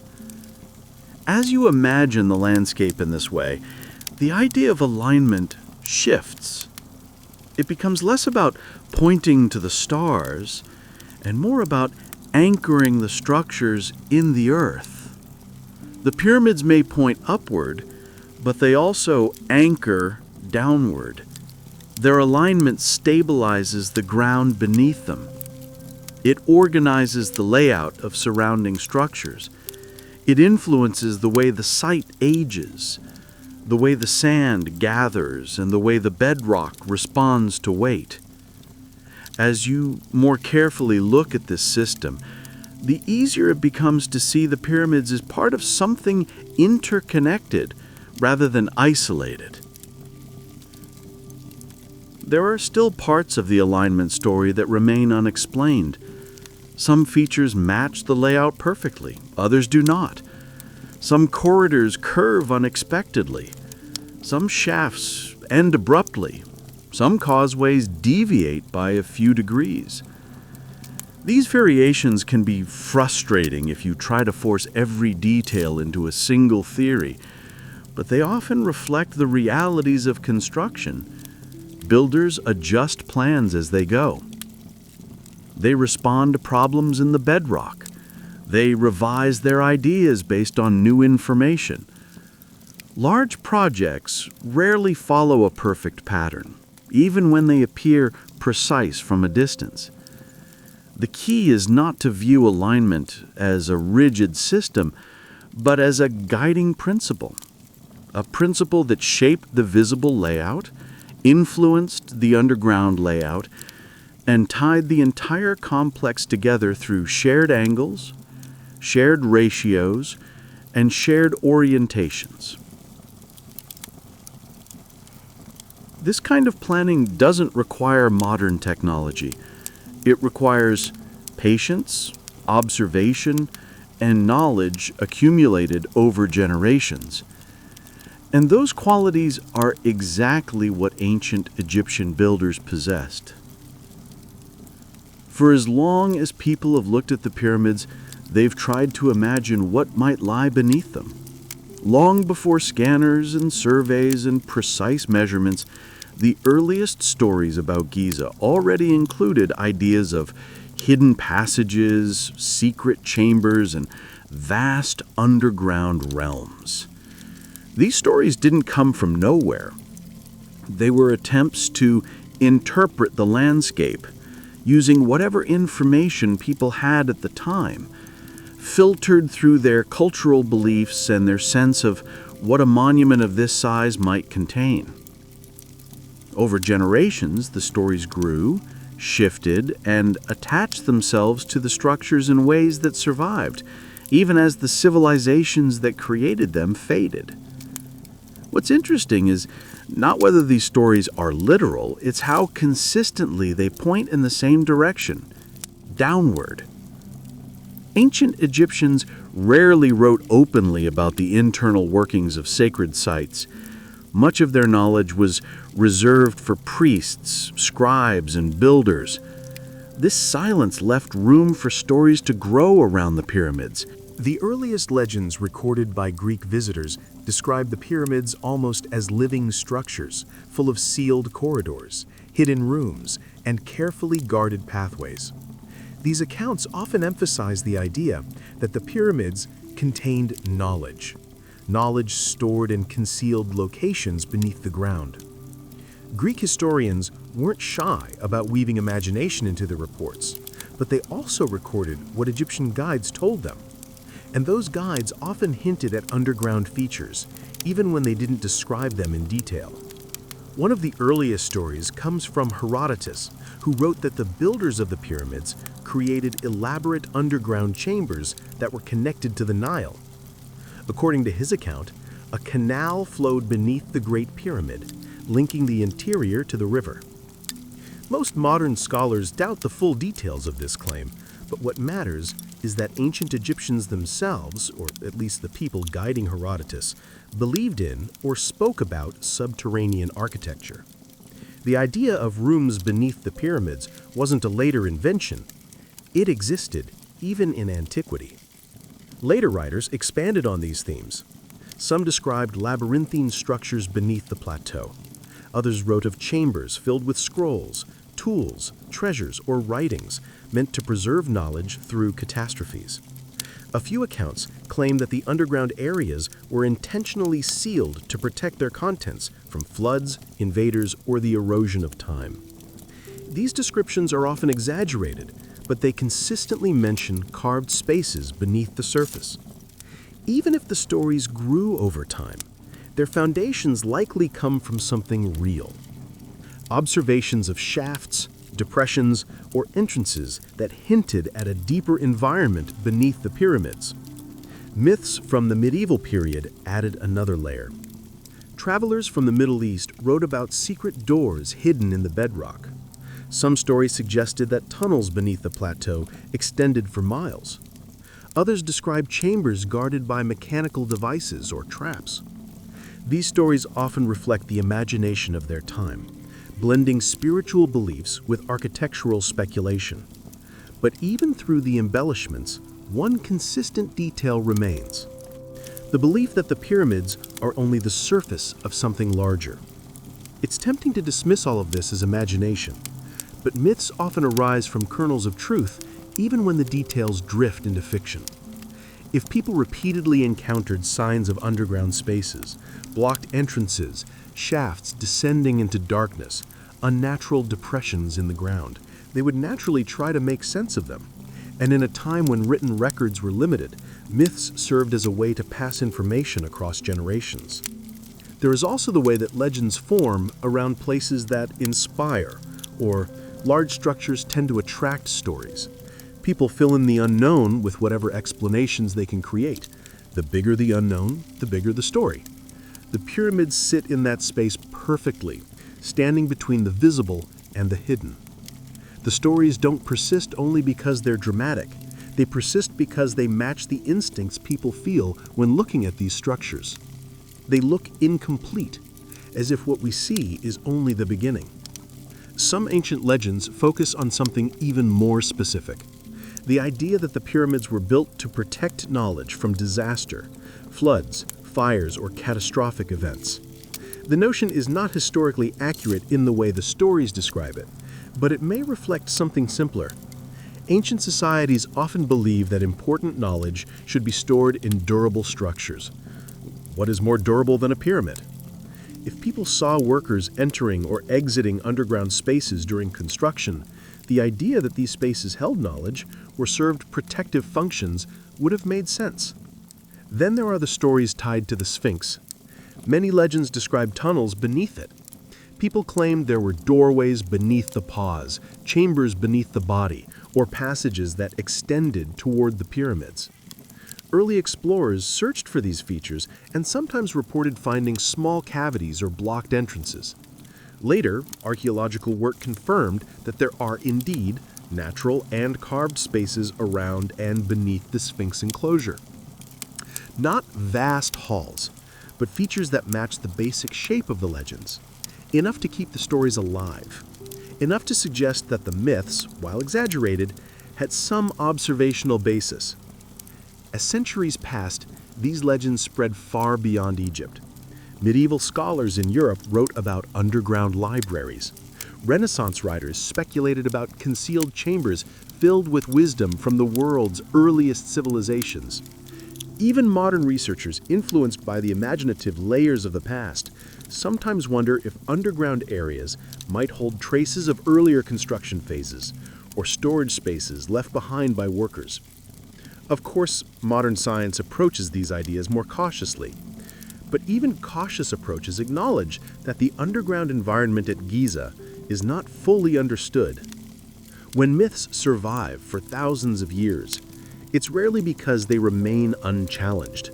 They survive because new discoveries continue to echo parts of their stories. When a previously unknown cavity is found beneath a pyramid, it doesn't confirm the myth, but it reminds people why the myth formed in the first place. When scanning equipment detects unexpected voids, it reinforces the idea that the plateau might hold secrets simply because it hasn't been fully explored. What makes this subject compelling is how well the myths align with what we know about human nature. People use stories to navigate uncertainty. When a place contains visible features that hint at invisible ones, myths fill the gaps. When the pyramids show precision above ground and mysteries below, stories begin to connect the two.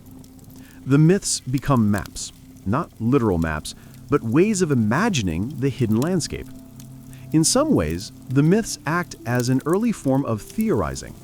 Before archaeology existed, stories offered frameworks for thinking about the unknown. People weren't trying to mislead, they were trying to interpret. They saw entrances cut into the bedrock and assumed they led somewhere significant. They found blocked tunnels and imagined what might be behind them. They noticed alignment between structures and wondered whether the same alignment extended underground. In this way, myth becomes less about invention and more about speculation based on observation. There is also the symbolic side of these stories. Ancient Egyptians often used symbolic language to describe sites. When they said something was beneath the earth, they didn't always mean it literally. They sometimes meant it belonged to the realm of the afterlife or the domain of the gods. Over time, symbolic language can be taken literally, especially by outside cultures. A story about knowledge hidden beneath the earth could easily become a story about physical chambers below the pyramids once it passed through enough generations. This blending of literal and symbolic language is one reason myths feel layered, as though they contain multiple meanings at once. When you consider all of this together, the natural features, the carved features, the partially explored spaces, the myths that persisted, and the discoveries that occasionally echo the stories, it becomes clear that the legends aren't just tales. They're reflections of the same instinct that drives modern exploration. The instinct to understand what lies beneath. The instinct to look at a structure as large as the Great Pyramid and assume that its size might continue downward in ways we don't yet know. The interesting thing is that as scanning technology improves, the myths don't necessarily fade. If anything, they shift. New voids detected beneath the surface create new questions. New anomalies spark new conversations. The legends adapt in subtle ways not because people expect fantasy, but because the plateau hasn't offered complete answers yet. The unknown remains. And as long as the unknown exists, stories will continue to fill the space between what we know and what we suspect. The more time you spend thinking about this, the more you begin to see the myths as part of the site's history rather than distractions from it. They represent thousands of years of interpretation, ideas passed down through cultures trying to make sense of a place that still inspires questions. The ground beneath the pyramids is uneven, complex, and largely inaccessible. Those qualities make it fertile ground for stories, but they also make it a place where partial truths can hide. Even modern researchers acknowledge that the underground structure of the plateau is something still being mapped. Not because they expect dramatic discoveries, but because the geology, the carved features, and the layers of history create a puzzle that takes time to understand. The myths may exaggerate the scale, but they match the direction. They point downward. They match the instinct to see the pyramids as more than surfaces. When people look at the pyramids today, they often describe them as impossible. Not literally impossible, but close enough that the thought hangs in the background. It comes from a simple contrast. On one hand, the pyramids are enormous. They involve millions of stone blocks, precise alignments, complex internal chambers, and a scale of planning that stretches across decades. On the other hand, they were built without modern machinery, without advanced metallurgy, without digital measurement tools, and without the kinds of technologies that seem essential for projects of this scale. When modern engineers examine the pyramids, they sometimes admit that recreating them with exact historical methods would be difficult, not impossible, but unfamiliar. And that unfamiliarity creates space for questions. These questions aren't born from disbelief. They come from trying to reconcile what we know about ancient tools with what we see in the finished structures. When you walk along the base of a pyramid and look up at the sheer volume of stone, you understand the physical effort required. When you examine the precise angles, you understand the mathematical knowledge required. When you look at the internal chambers and how they were cut into both stone and bedrock, you understand the engineering required. Each part of the structure reflects a different set of skills. Together, they form something that seems beyond the reach of simple tools, even though simple tools were exactly what the builders had. The natural conclusion people reach is that the builders possessed a kind of practical technology that doesn't resemble modern machinery, but achieved similar outcomes. Not advanced in the modern sense, but advanced within the context of their time. A blend of measurement, planning, and controlled labor that created results we struggle to replicate today without heavy equipment. This is where the technology question begins. Not with fantasies about impossible machines, but with genuine curiosity about how the builders worked so efficiently and so precisely, using methods we no longer practice at scale. The first aspect to consider is measurement. The accuracy of the pyramid's alignment with true north is astonishing. The builders achieved this alignment with remarkable consistency. The commonly suggested method involves tracking star movements using a plumb line and observing the position of shadows. These methods are simple in concept, but they require patience and repeated measurement. If the builders spent nights observing the sky and days marking positions on the ground, they could achieve excellent precision. But this level of precision also implies organizational structure.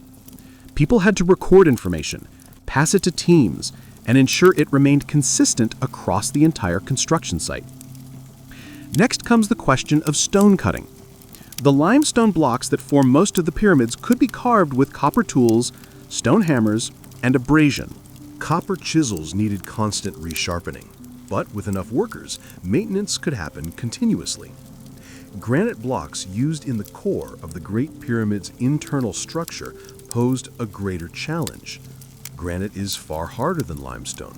Cutting it with copper alone would have been incredibly slow. Instead, the most likely method involved pounding stones, quartz sand abrasion, and simple but effective drilling techniques that combined rotation and pressure. These methods don't produce results quickly, but they produce results reliably. One of the biggest surprises for modern researchers is that ancient Egyptian builders used predictable, repeatable techniques that scale effectively when thousands of workers applied them simultaneously. A single copper chisel cutting granite is inefficient. Hundreds of tools used every day for years become something else entirely. A modern engineer may look for efficiency of individual tools. Ancient builders relied on efficiency of labor systems. The scale compensated for the limitations of the tools. Transporting the stones raises another set of questions. The common image of workers dragging blocks across the desert on wooden sleds is accurate, but incomplete. Experiments show that sleds move more easily when the sand ahead is wetted. This reduces friction, allowing heavy stones to move with fewer people. Archaeologists found wall paintings showing workers pouring water in front of sleds, suggesting that this technique was known. Moving stones over ramps remains one of the more debated topics, but the simplest methods, straight ramps, zigzag ramps, or combinations of both, remain the most likely. Each has advantages and disadvantages. Each requires enormous labor, but none are beyond plausibility when you consider the decades spent constructing a single pyramid. The precision inside the pyramids is another aspect that causes people to raise their eyebrows. The internal chambers involve straight lines, smooth surfaces, and tight joints between massive blocks. These features appear more advanced than what copper tools should allow, but the builders likely used harder stones to finish surfaces. Dolerite pounders are extremely effective for shaping hard stone.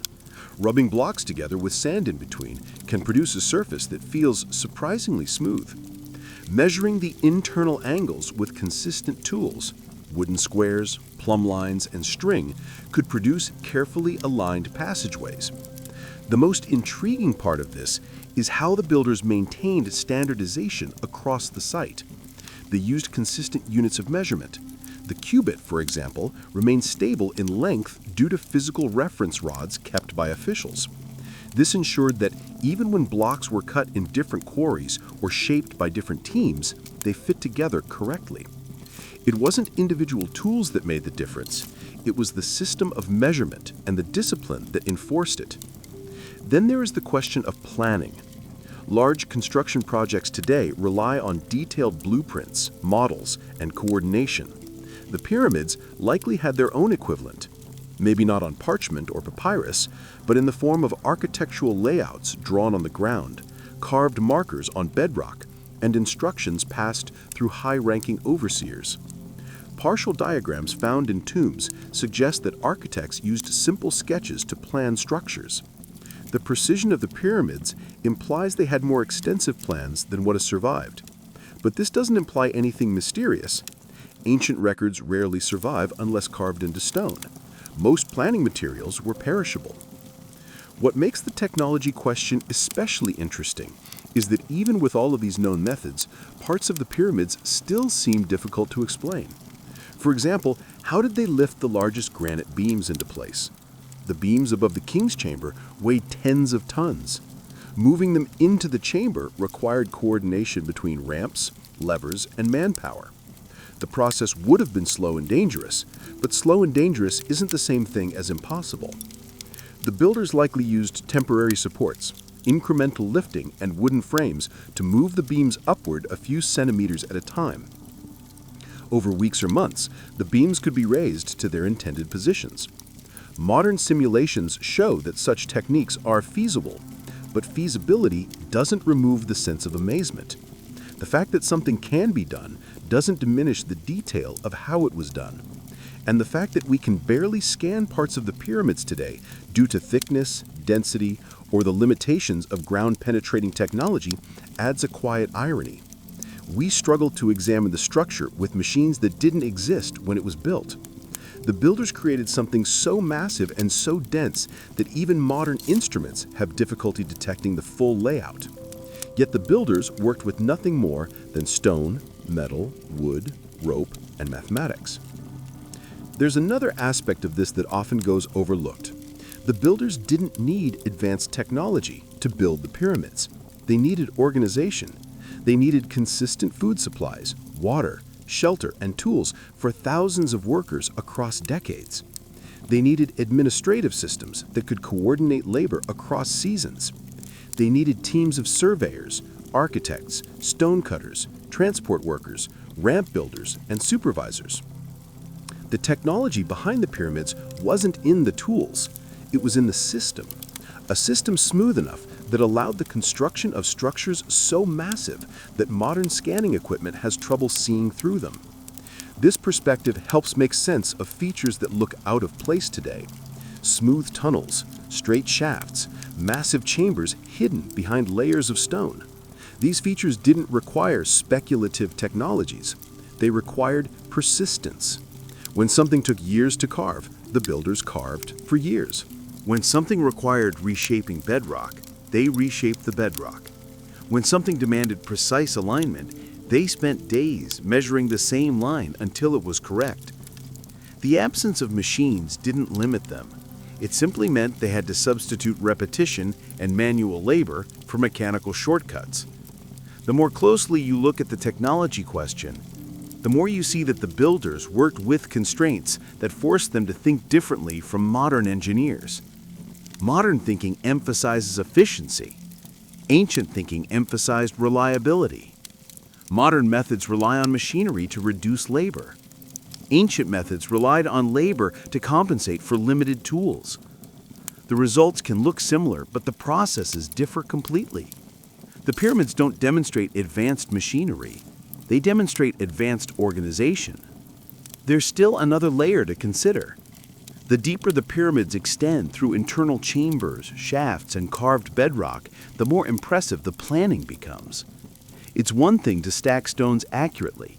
It's another to carve descending passages at exact angles, and it's yet another to coordinate underground features with surface features in ways that maintain stability. The builders understood that underground chambers created structural weaknesses if not positioned correctly. They used relieving chambers, stepped cuts, and layered stone to ensure that pressure didn't collapse the internal spaces. These methods require an understanding of load distribution that resembles modern engineering principles. This is why some researchers describe the pyramids not simply as monuments, but as engineered landscapes. The builders didn't just place structures onto the ground, they integrated the ground into the structures. They carved the bedrock to prepare it, They aligned their designs with the geology. They reinforced weak areas. They used natural cavities where helpful and avoided them where harmful. This integration gives the pyramids a resilience that remains unmatched. Modern buildings need frequent maintenance. The pyramids have remained stable for thousands of years without it. All of this invites a larger reflection. When modern tools struggle to scan through the pyramids, it isn't because the structures are mysterious. It's because they are immense. They were built with such density that even advanced instruments struggle to penetrate their mass.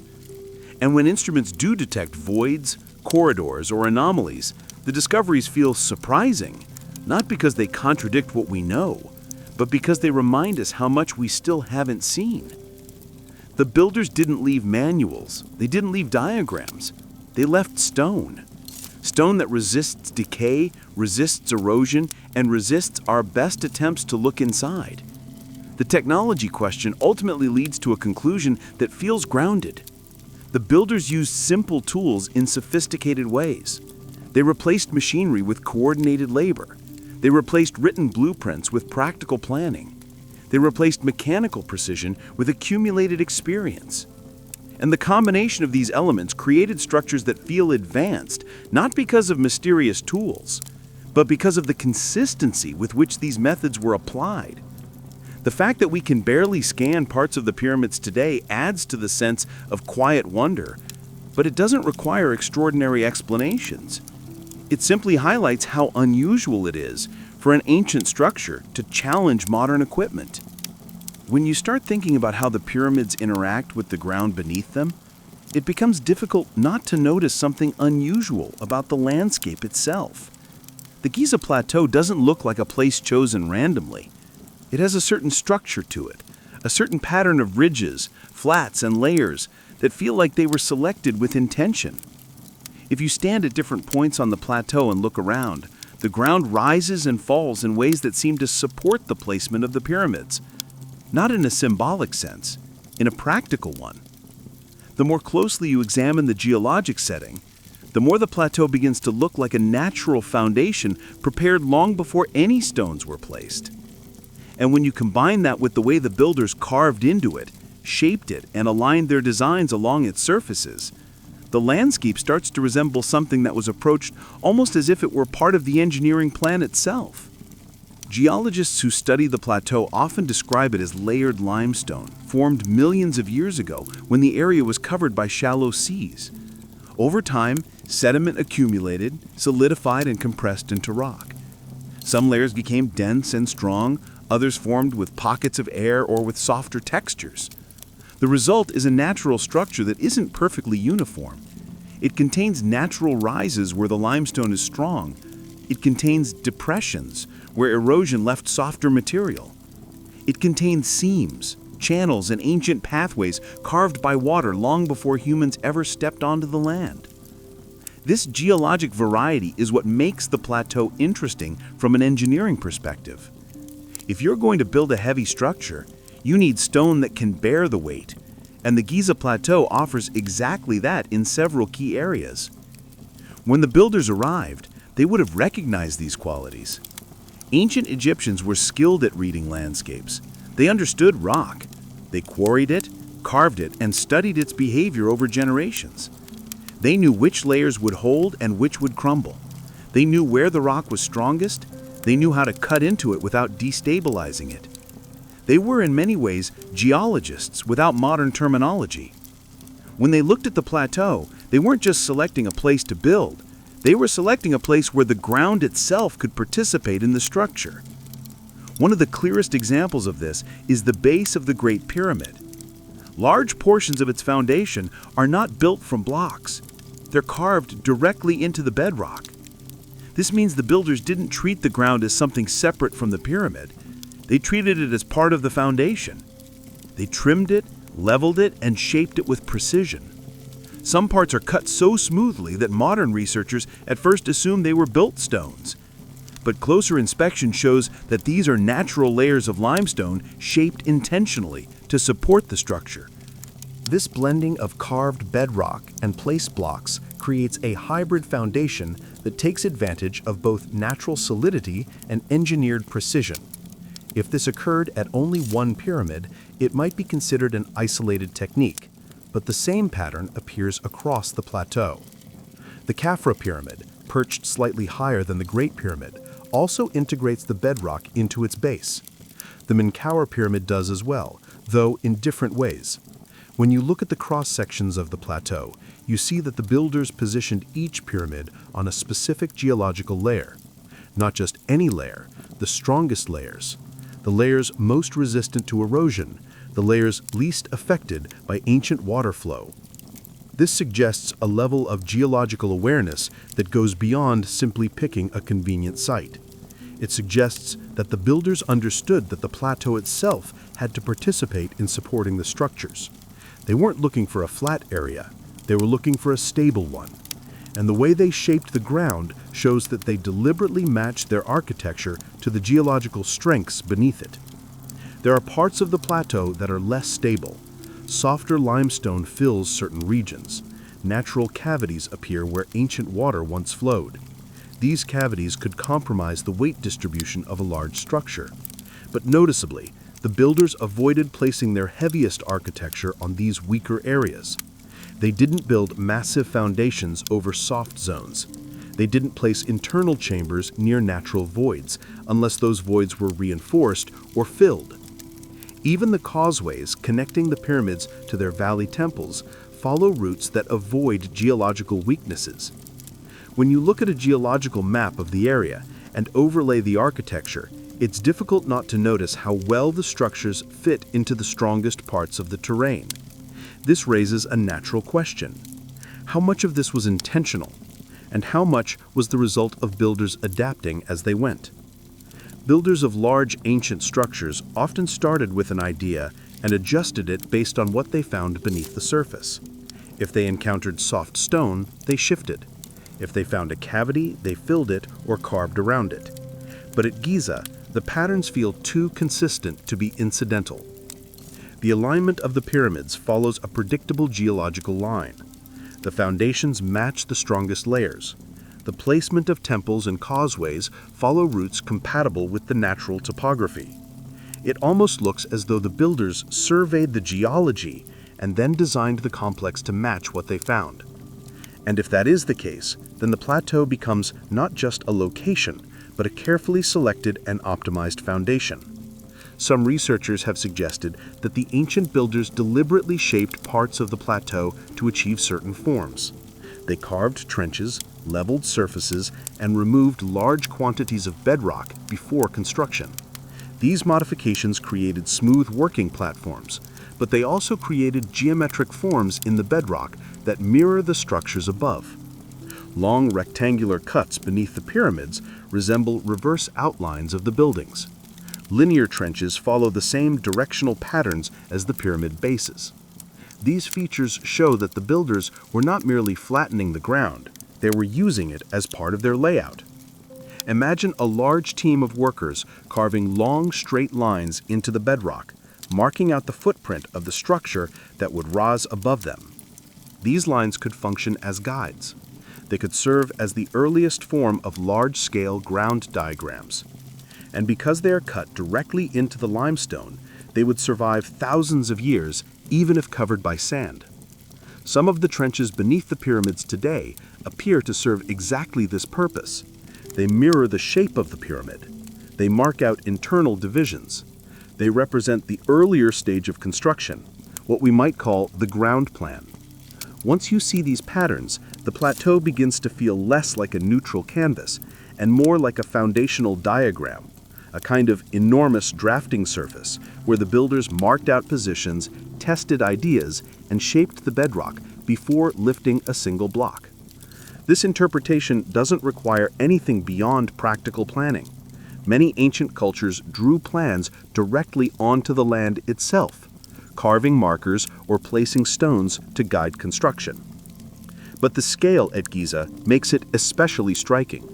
The ground plan is so large that it becomes part of the landscape, and the landscape, in turn, becomes part of the architecture.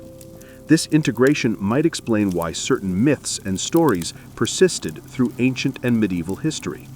People sensed that the plateau had been shaped intentionally, not just by the placement of the pyramids, but by the way the ground itself seemed carved, aligned, and organized. When something looks natural, but also bears marks of human intervention, it invites speculation. Some early writers believed the entire plateau was engineered, not in the sense of being artificial, but in the sense of being selected and shaped with such foresight that it felt unnatural to them. The idea that the landscape was designed doesn't imply anything extraordinary. It simply means that geological knowledge guided the planning process. When builders understand geology deeply, their structures interact with the land in ways that seem almost seamless. The pyramids appear anchored to the earth. They appear to rise from it naturally. Their placement looks inevitable rather than imposed. And that sense of inevitability is often a sign of careful planning. There is another intriguing aspect to consider. The plateau contains several flat areas surrounded by natural ridges. These flat areas appear ideal for construction, but they also appear in places where ancient water flow carved away softer stone, leaving behind natural shelves. These shelves provided ready-made platforms. Builders could carve them further, leveling them with precision. The result is a landscape where natural and artificial shaping blend so closely that distinguishing between the two becomes difficult. This blending raises the possibility that the builders intentionally enhanced geological features that already existed. They may have followed natural lines when carving trenches. They may have expanded natural ledges to support structures. They may have deepened natural depressions to create spaces. And in the process, they transformed the plateau into something between a natural formation and an engineered environment. Not a designed landscape in the modern sense, but a selected one, chosen because its natural qualities aligned with the needs of the architecture. When modern researchers examine the plateau using ground-penetrating radar or seismic mapping, they sometimes notice that anomalies beneath the ground follow patterns similar to the structures above. This suggests that the underground environment may reflect construction phases, natural cavities, or geological boundaries that influence the builder's decisions. If the builders knew where the natural cavities were, they might have incorporated that knowledge into their layout. They might have placed internal chambers away from weak zones. They may have reinforced areas where the geology required additional support. The fact that the pyramids have remained stable for thousands of years supports the idea that these decisions were deliberate. The more you explore this geological story, the clearer it becomes that the plateau is not simply the location of the pyramids, it is part of the pyramids. It shapes the structures as much as the structures shape it. The builders didn't impose their will on the landscape, they collaborated with it. They used its strengths, they avoided its weaknesses. And by doing so, they created architecture that feels fused with its environment in a way that few ancient sites achieve. Whenever you look at a structure as massive and enduring as a pyramid, it's almost impossible not to respond emotionally in some way. Even if you approach it with a scientific mindset focused purely on measurements, geology, or engineering, the sheer presence of the thing makes you step back for a moment. There's something about standing in front of a structure that has outlived entire civilizations, that has remained in place while languages changed, empires rose and fell, and the landscape around it shifted again and again. That sense of scale reaches somewhere in the human mind that calculation alone doesn't explain. And once you notice that reaction, it becomes easier to understand why people have always looked at the pyramids and wondered whether they are part of something larger. This instinct isn't unusual. Humans have always tried to make sense of things that surpass the ordinary. When confronted with something enormous, something unfamiliar, or something unexpectedly precise, the mind tries to give it context. It searches for a framework that makes the experience equal to the feeling it creates. If a structure feels larger than its physical dimensions, people look for meaning that matches that feeling. If a place feels older than recorded history, people imagine stories that stretch back farther than written records. If a building seems too stable to be the work of simple tools, the mind wonders what tools might be missing from the picture. This doesn't come from misunderstanding. It comes from the way humans process awe. Awe is a combination of curiosity, humility, and wonder. It makes people step outside their familiar patterns of thinking. It encourages them to imagine that the world might be bigger, or stranger, or more layered than they realized. The pyramids evoke this feeling consistently. They do it to travelers who see them for the first time. They do it to researchers who spend decades studying them. They do it to people who have never visited Egypt but see photographs and feel drawn to the structures anyway. The combination of size, age, and precision creates a reaction that is deeply human. This reaction helps explain why stories, theories, and interpretations surrounding the pyramids often extend beyond the physical structures themselves. People want explanations that feel proportional. If the pyramids are enormous, their purpose must be enormous. If their engineering is precise, the intention behind it must be equally precise. If they feel like more than monuments, people imagine they were meant to be more than monuments. This doesn't mean the explanations are right or wrong. It means that when something exceeds our expectations, the mind looks for meaning equal to the impression it leaves. You can see this pattern in many ancient cultures. When people encountered mountains so large they seemed impossible, they imagined they were the homes of gods. When they saw storms they couldn't predict, they created stories about spirits battling in the sky.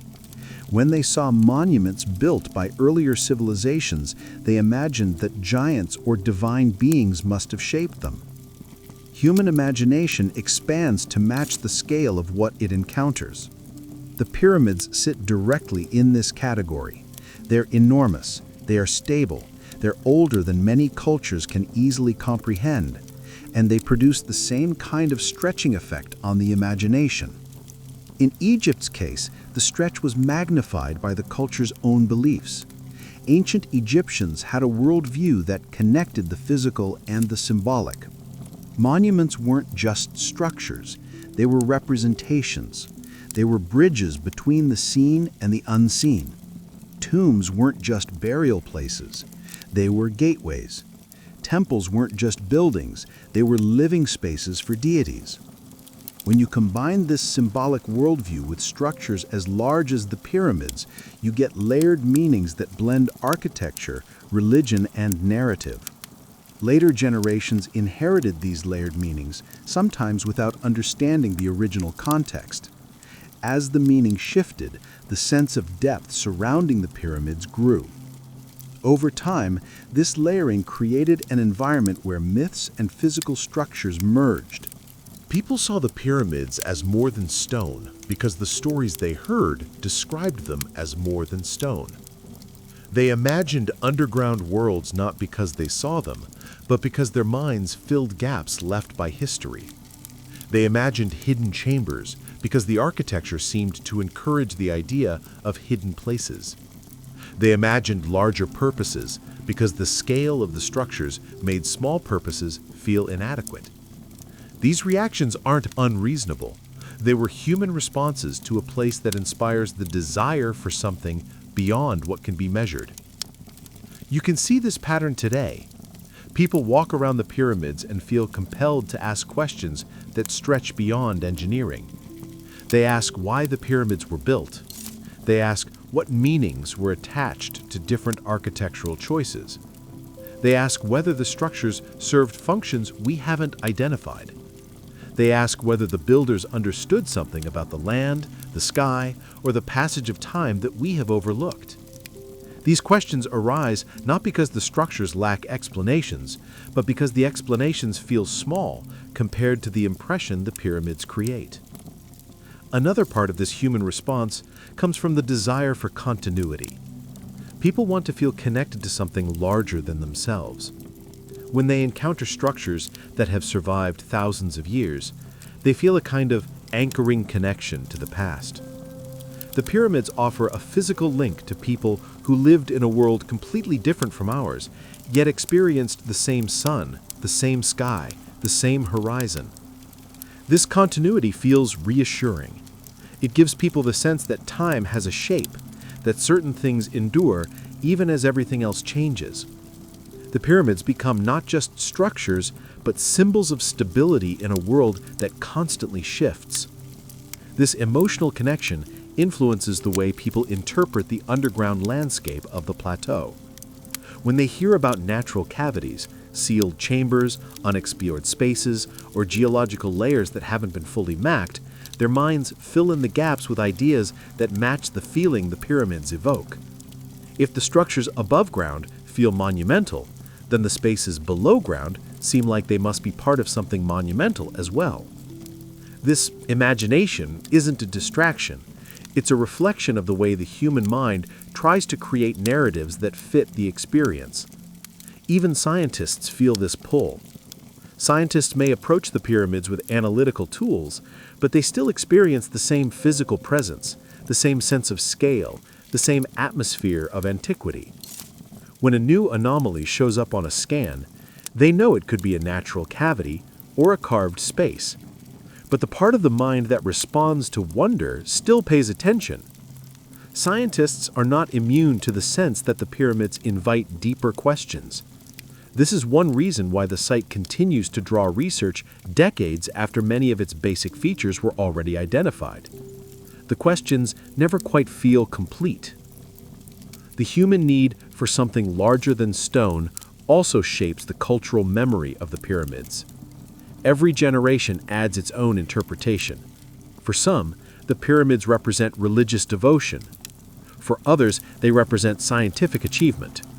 For many, they represent a mystery, something that seems solid on the surface, but contains enough unanswered details to keep people engaged. These layers of meaning accumulate. They become part of the site's identity. And once meaning becomes part of a place, it's difficult to separate the physical structure from the ideas surrounding it. Part of this comes from the fact that the pyramids are incomplete in a historical sense. We know when they were built and by whom, but we don't have the builders' voices. We don't have their diaries, their notes, their conversations, their thoughts about what they were doing. We don't have the symbolic explanations they might have attached to different architectural choices. We don't have the practical instructions they passed across generations. Without these voices, the structures stand on their own, and the gaps in the record invite interpretation. When the human mind encounters gaps, it fills them, sometimes with practical assumptions, sometimes with imagination, sometimes with stories that blend the two. This blending isn't a flaw. It is part of how humans make sense of the world. The pyramids encourage this process because they occupy a space between the familiar and the unfamiliar. The stone is familiar, the scale is not. The engineering techniques are understandable. The precision feels extraordinary. The landscape is natural. The way the structures sit within it feels intentional. When a place combines familiar elements in unfamiliar ways, it sparks creativity. It invites both logical and imaginative thinking. The underground parts of the plateau become environments where both kinds of thinking converge. You can also see the human need for larger meaning in the way stories evolve when new discoveries are made. When researchers find a new void in the pyramid, people don't imagine it as a small cavity.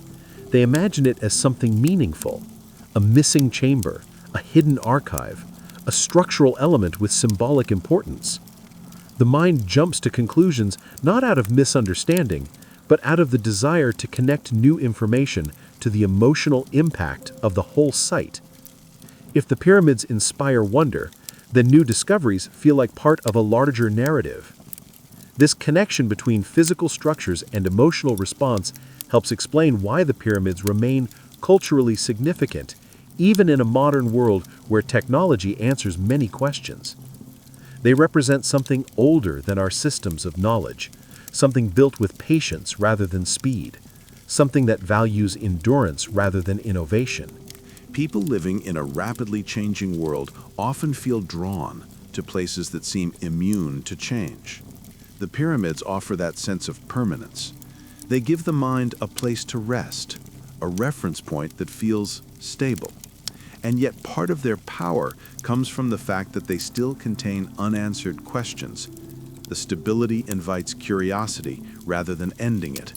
The underground features, the geological layers, the unexplained cavities, they create a sense that the site has more to say.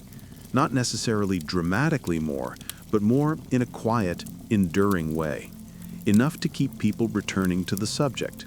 Enough to keep researchers studying it. Enough to keep the imagination active without losing its grounding in the physical world. This relationship between people and monuments becomes especially clear when you think about the way the pyramids appear at different times of day. In bright sunlight, they look sharp, clear, and geometric.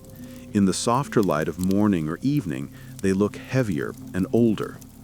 At night, when the desert grows quiet, they appear almost motionless against the sky. People respond differently at each moment. A scientist might think about the angles during the day and the internal chambers at night. A traveler might think about history during the day and eternity at night. The structures remain the same, but the mind interacts with them differently depending on the light. This flexibility in interpretation is part of the pyramid's enduring power. They hold meaning without dictating meaning.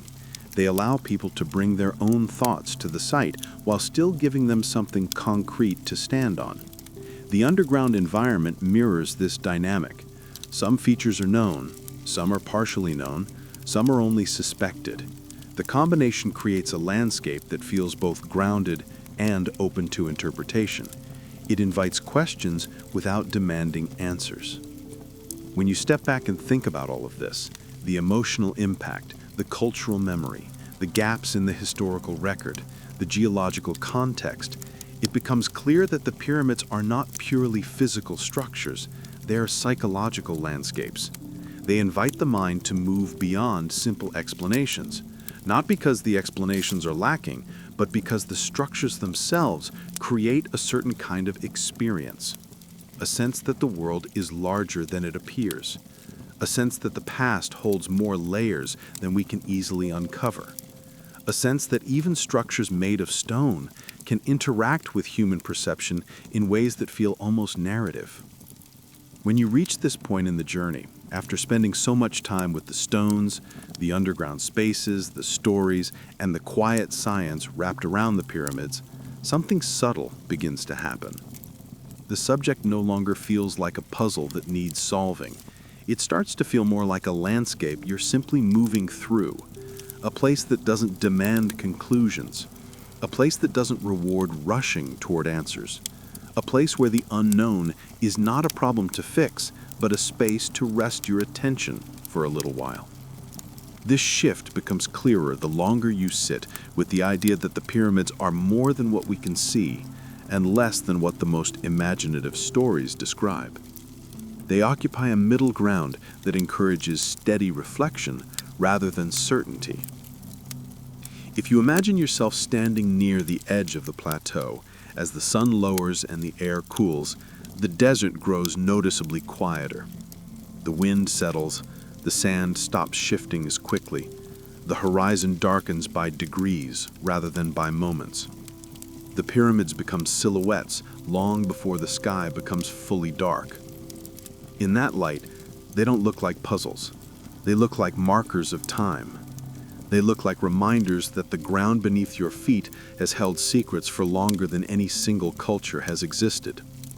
When you stand there with no hurry and let the quiet collect around you, the idea of hidden worlds beneath the sand doesn't feel sensational. It feels natural. not because the ground is guaranteed to contain immense tunnels or vast structures, but because so much of the landscape remains unmapped, unseen, and shaped by forces that move slower than human history. The desert has a way of softening ideas that feel sharp in daylight. Questions that seemed urgent become gentle. Speculations that felt dramatic become calm.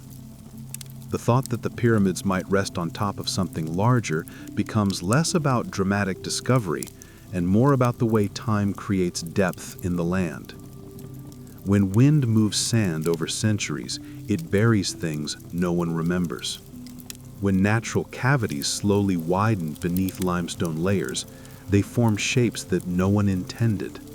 When ancient builders carve into rock, time later fills those spaces with sediment, making the intentional feel accidental, or the accidental feel intentional.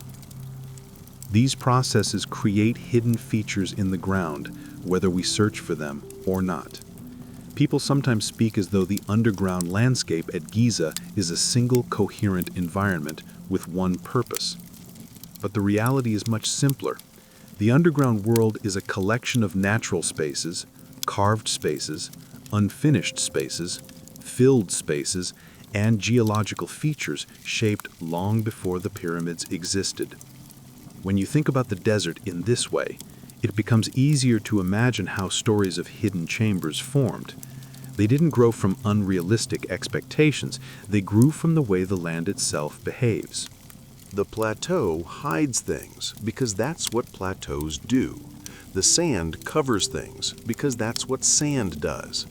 And the deeper layers of limestone carry their own quiet ancient patterns that people have tried to understand for thousands of years. Standing there in the fading light, the idea that something still sleeps beneath the sands doesn't feel like a guess. It feels like an observation, not of specific structures or specific tunnels, but of the way the desert conceals and reveals slowly, almost reluctantly. You might not know what is buried beneath your feet, but you can feel certain that something is there, because deserts always contain layers that haven't been touched, geological layers, remnants of earlier construction phases, unfinished quarries, natural hollows, and the ordinary debris of ancient life. Together, these things form a hidden world that isn't dramatic but is undeniably real. It may not match the scale of the pyramids above, but it still adds depth to the idea that the visible monuments are only part of a much larger story. If you take a moment to imagine what the plateau looked like thousands of years ago, before the sand rose and fell across its surface, the picture becomes even clearer. Workers moved through open quarries. Trenches revealed layers of bedrock that now buried. Tools left marks on surfaces that wind eventually erased. Caves that might have been shallow became deeper through erosion. Channels carved by ancient water now sit sealed below layers of sediment. Every stage of activity left traces. Some remain visible, others lie buried. Over time, those buried traces become the quiet foundation of a site that feels deeper than the visible architecture can explain. There is something restful in recognizing this. The unknown beneath the pyramids is not a single dramatic mystery. It's a collection of small, layered mysteries created by time, erosion, construction, abandonment, and geology. When people talk about hidden worlds, they sometimes imagine enormous underground complexes, but the reality is that hidden worlds can be subtle. A small chamber sealed for thousands of years is a hidden world. A natural cavity untouched since the plateau formed is a hidden world. A passage that was carved and then abandoned when plans changed is a hidden world. A layer of bedrock that reveals a different ancient environment is a hidden world. The desert holds many such spaces. None of them require exaggeration to feel significant. When you frame it this way, the idea that the pyramids may be only the surface of something larger becomes less about scale and more about perspective. You're not imagining gigantic structures stretching under the plateau. You're simply acknowledging that the visible part of the site is only one layer of a deeper environment. The pyramids rise above ground, but they also anchor into the ground. They sit on top of geological layers filled with natural patterns. They sit near quarries carved by workers across generations. They sit above carved trenches that define their earliest plans. They sit above areas where sediment has filled spaces once open to the air. All of this creates a layered environment beneath the surface, a quiet one shaped by time rather than intention. Thinking about it in this way shifts your attention from dramatic speculation to steady wonder. The kind of wonder that doesn't need urgency, the kind that doesn't need discovery, the kind that allows you to be comfortable with not knowing everything. This is the kind of wonder that often appears late in the day, when the desert has cooled and the light is soft. It's the kind of wonder that encourages you to slow down, breathe more evenly, and simply let your attention settle without searching for conclusions. The pyramids reinforce this feeling because they stand so calmly. They don't lean, they don't sag, they don't crumble in ways that would interrupt the sense of stability. They show that human effort, layered with natural forces, can create structures that outlast their makers by such a wide margin that the original intentions begin to blur. The people who built these monuments planned carefully. They prepared the ground. They carved with precision. They shaped stone into forms that still make sense thousands of years later. But even they couldn't control how the desert would transform their work. They couldn't predict which chambers would fill with sand, or which cuts in the bedrock would remain visible. The underground environment became shaped partly by their hands and partly by the slow, steady movement of the desert. This combination creates the feeling that the pyramids have roots extending into the past deeper than the structures themselves. If you imagine yourself sitting in the sand not far from the base of one of the pyramids, the scale becomes even more noticeable. The blocks form lines that recede upward until they feel nearly vertical from your perspective. The base stretches horizontally beyond your peripheral vision. The stone under your hand might still show the grain of ancient carving. The air might carry the faint scent of dry minerals warming in the sun. In that moment, the concept of something beneath the sands doesn't feel like a secret waiting to be uncovered. It feels like a steady truth about any landscape this old. There is always more beneath than what sits on the surface. This idea can be grounding. Instead of focusing on what is hidden, you start thinking about the stability created by what is buried. The layers beneath the pyramid support the structures. The bedrock provides a foundation. The geological patterns guide the distribution of weight. The unseen world is not just a place of potential discovery, it is a place of support, a place that allows the surface to exist as it does. Thinking about the underground space in this way turns speculation into a form of calm appreciation, not for dramatic mysteries, but for the quiet depth of the land itself. The human mind often looks for meanings that match the scale of what it sees. With the pyramids, that instinct leads to stories of hidden complexity. But as you rest with the idea longer, the need for grand explanations fades. The site doesn't need to contain anything large beneath the surface to feel expansive. The size of the pyramids alone creates enough mental space to allow the imagination to drift. The underground environment simply adds depth to that space, not in the sense of hidden cities or vast rooms, but in the sense of an ancient land shaped by forces that moved long before people arrived and continued long after. This perspective lets you settle into the subject without tension. You don't need to choose between skepticism and belief. You don't need to decide which legends are accurate. You don't need to determine whether the pyramids hide vast secrets. You can simply sit with the understanding that the site is layered, that time shapes landscapes in slow and intricate ways, and that the feeling of depth surrounding the pyramids is justified, even if no dramatic revelations wait beneath the ground. The wonder comes not from expecting grand discoveries, but from appreciating the quiet possibility that the ground still holds elements of its long history. When night finally settles over the plateau, a different kind of stillness takes over. The air cools enough that the stone surfaces stop radiating heat. The desert becomes quieter than most people ever experience. The darkness removes the sense of scale, leaving only outlines against the faint light of the sky. In that moment, the pyramids become shapes rather than structures. They feel like part of the desert rather than objects on it, and the ground beneath them feels deeper simply because you can't see it. This is the moment when drifting into wonder becomes easiest. Not the kind of wonder that demands answers, the kind that lets questions rest, the kind that lets you breathe more slowly, the kind that helps you see the pyramids not as puzzles, but as companions to the landscape, the kind that lets you accept that the sands will always hide some things, reveal others, and shift the boundary between the known and the unknown without any urgency. If you take a slow breath here and imagine the plateau beneath the surface, you can picture the layers of limestone shaped by ancient seas. You can picture the shallow cavities left by water that flowed long before humans. You can picture the cuts made by tools and the places where sand is settled. You can picture the quiet darkness beneath the stone. None of it needs to be dramatic. It simply exists.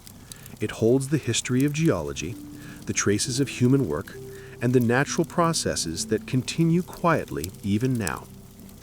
This final sense of calm doesn't close the subject. It doesn't finish anything. It simply offers a soft landing after a long journey through stone, engineering, geology, myth, and memory. Just as the desert shifts slowly from day into night, the exploration shifts from curiosity into rest. You can carry the thought that the pyramids stand above something larger, not as a claim, but as a gentle awareness that any ancient landscape contains more layers than the eye can see. And the knowledge that some of those layers will remain hidden isn't frustrating, it's peaceful. The sands will keep their secrets at their own pace. The stones will hold their silence, and you can leave the subject here, letting the last traces of wonder settle quietly exactly where they belong, in the calm space between what is known and what still sleeps beneath the desert surface.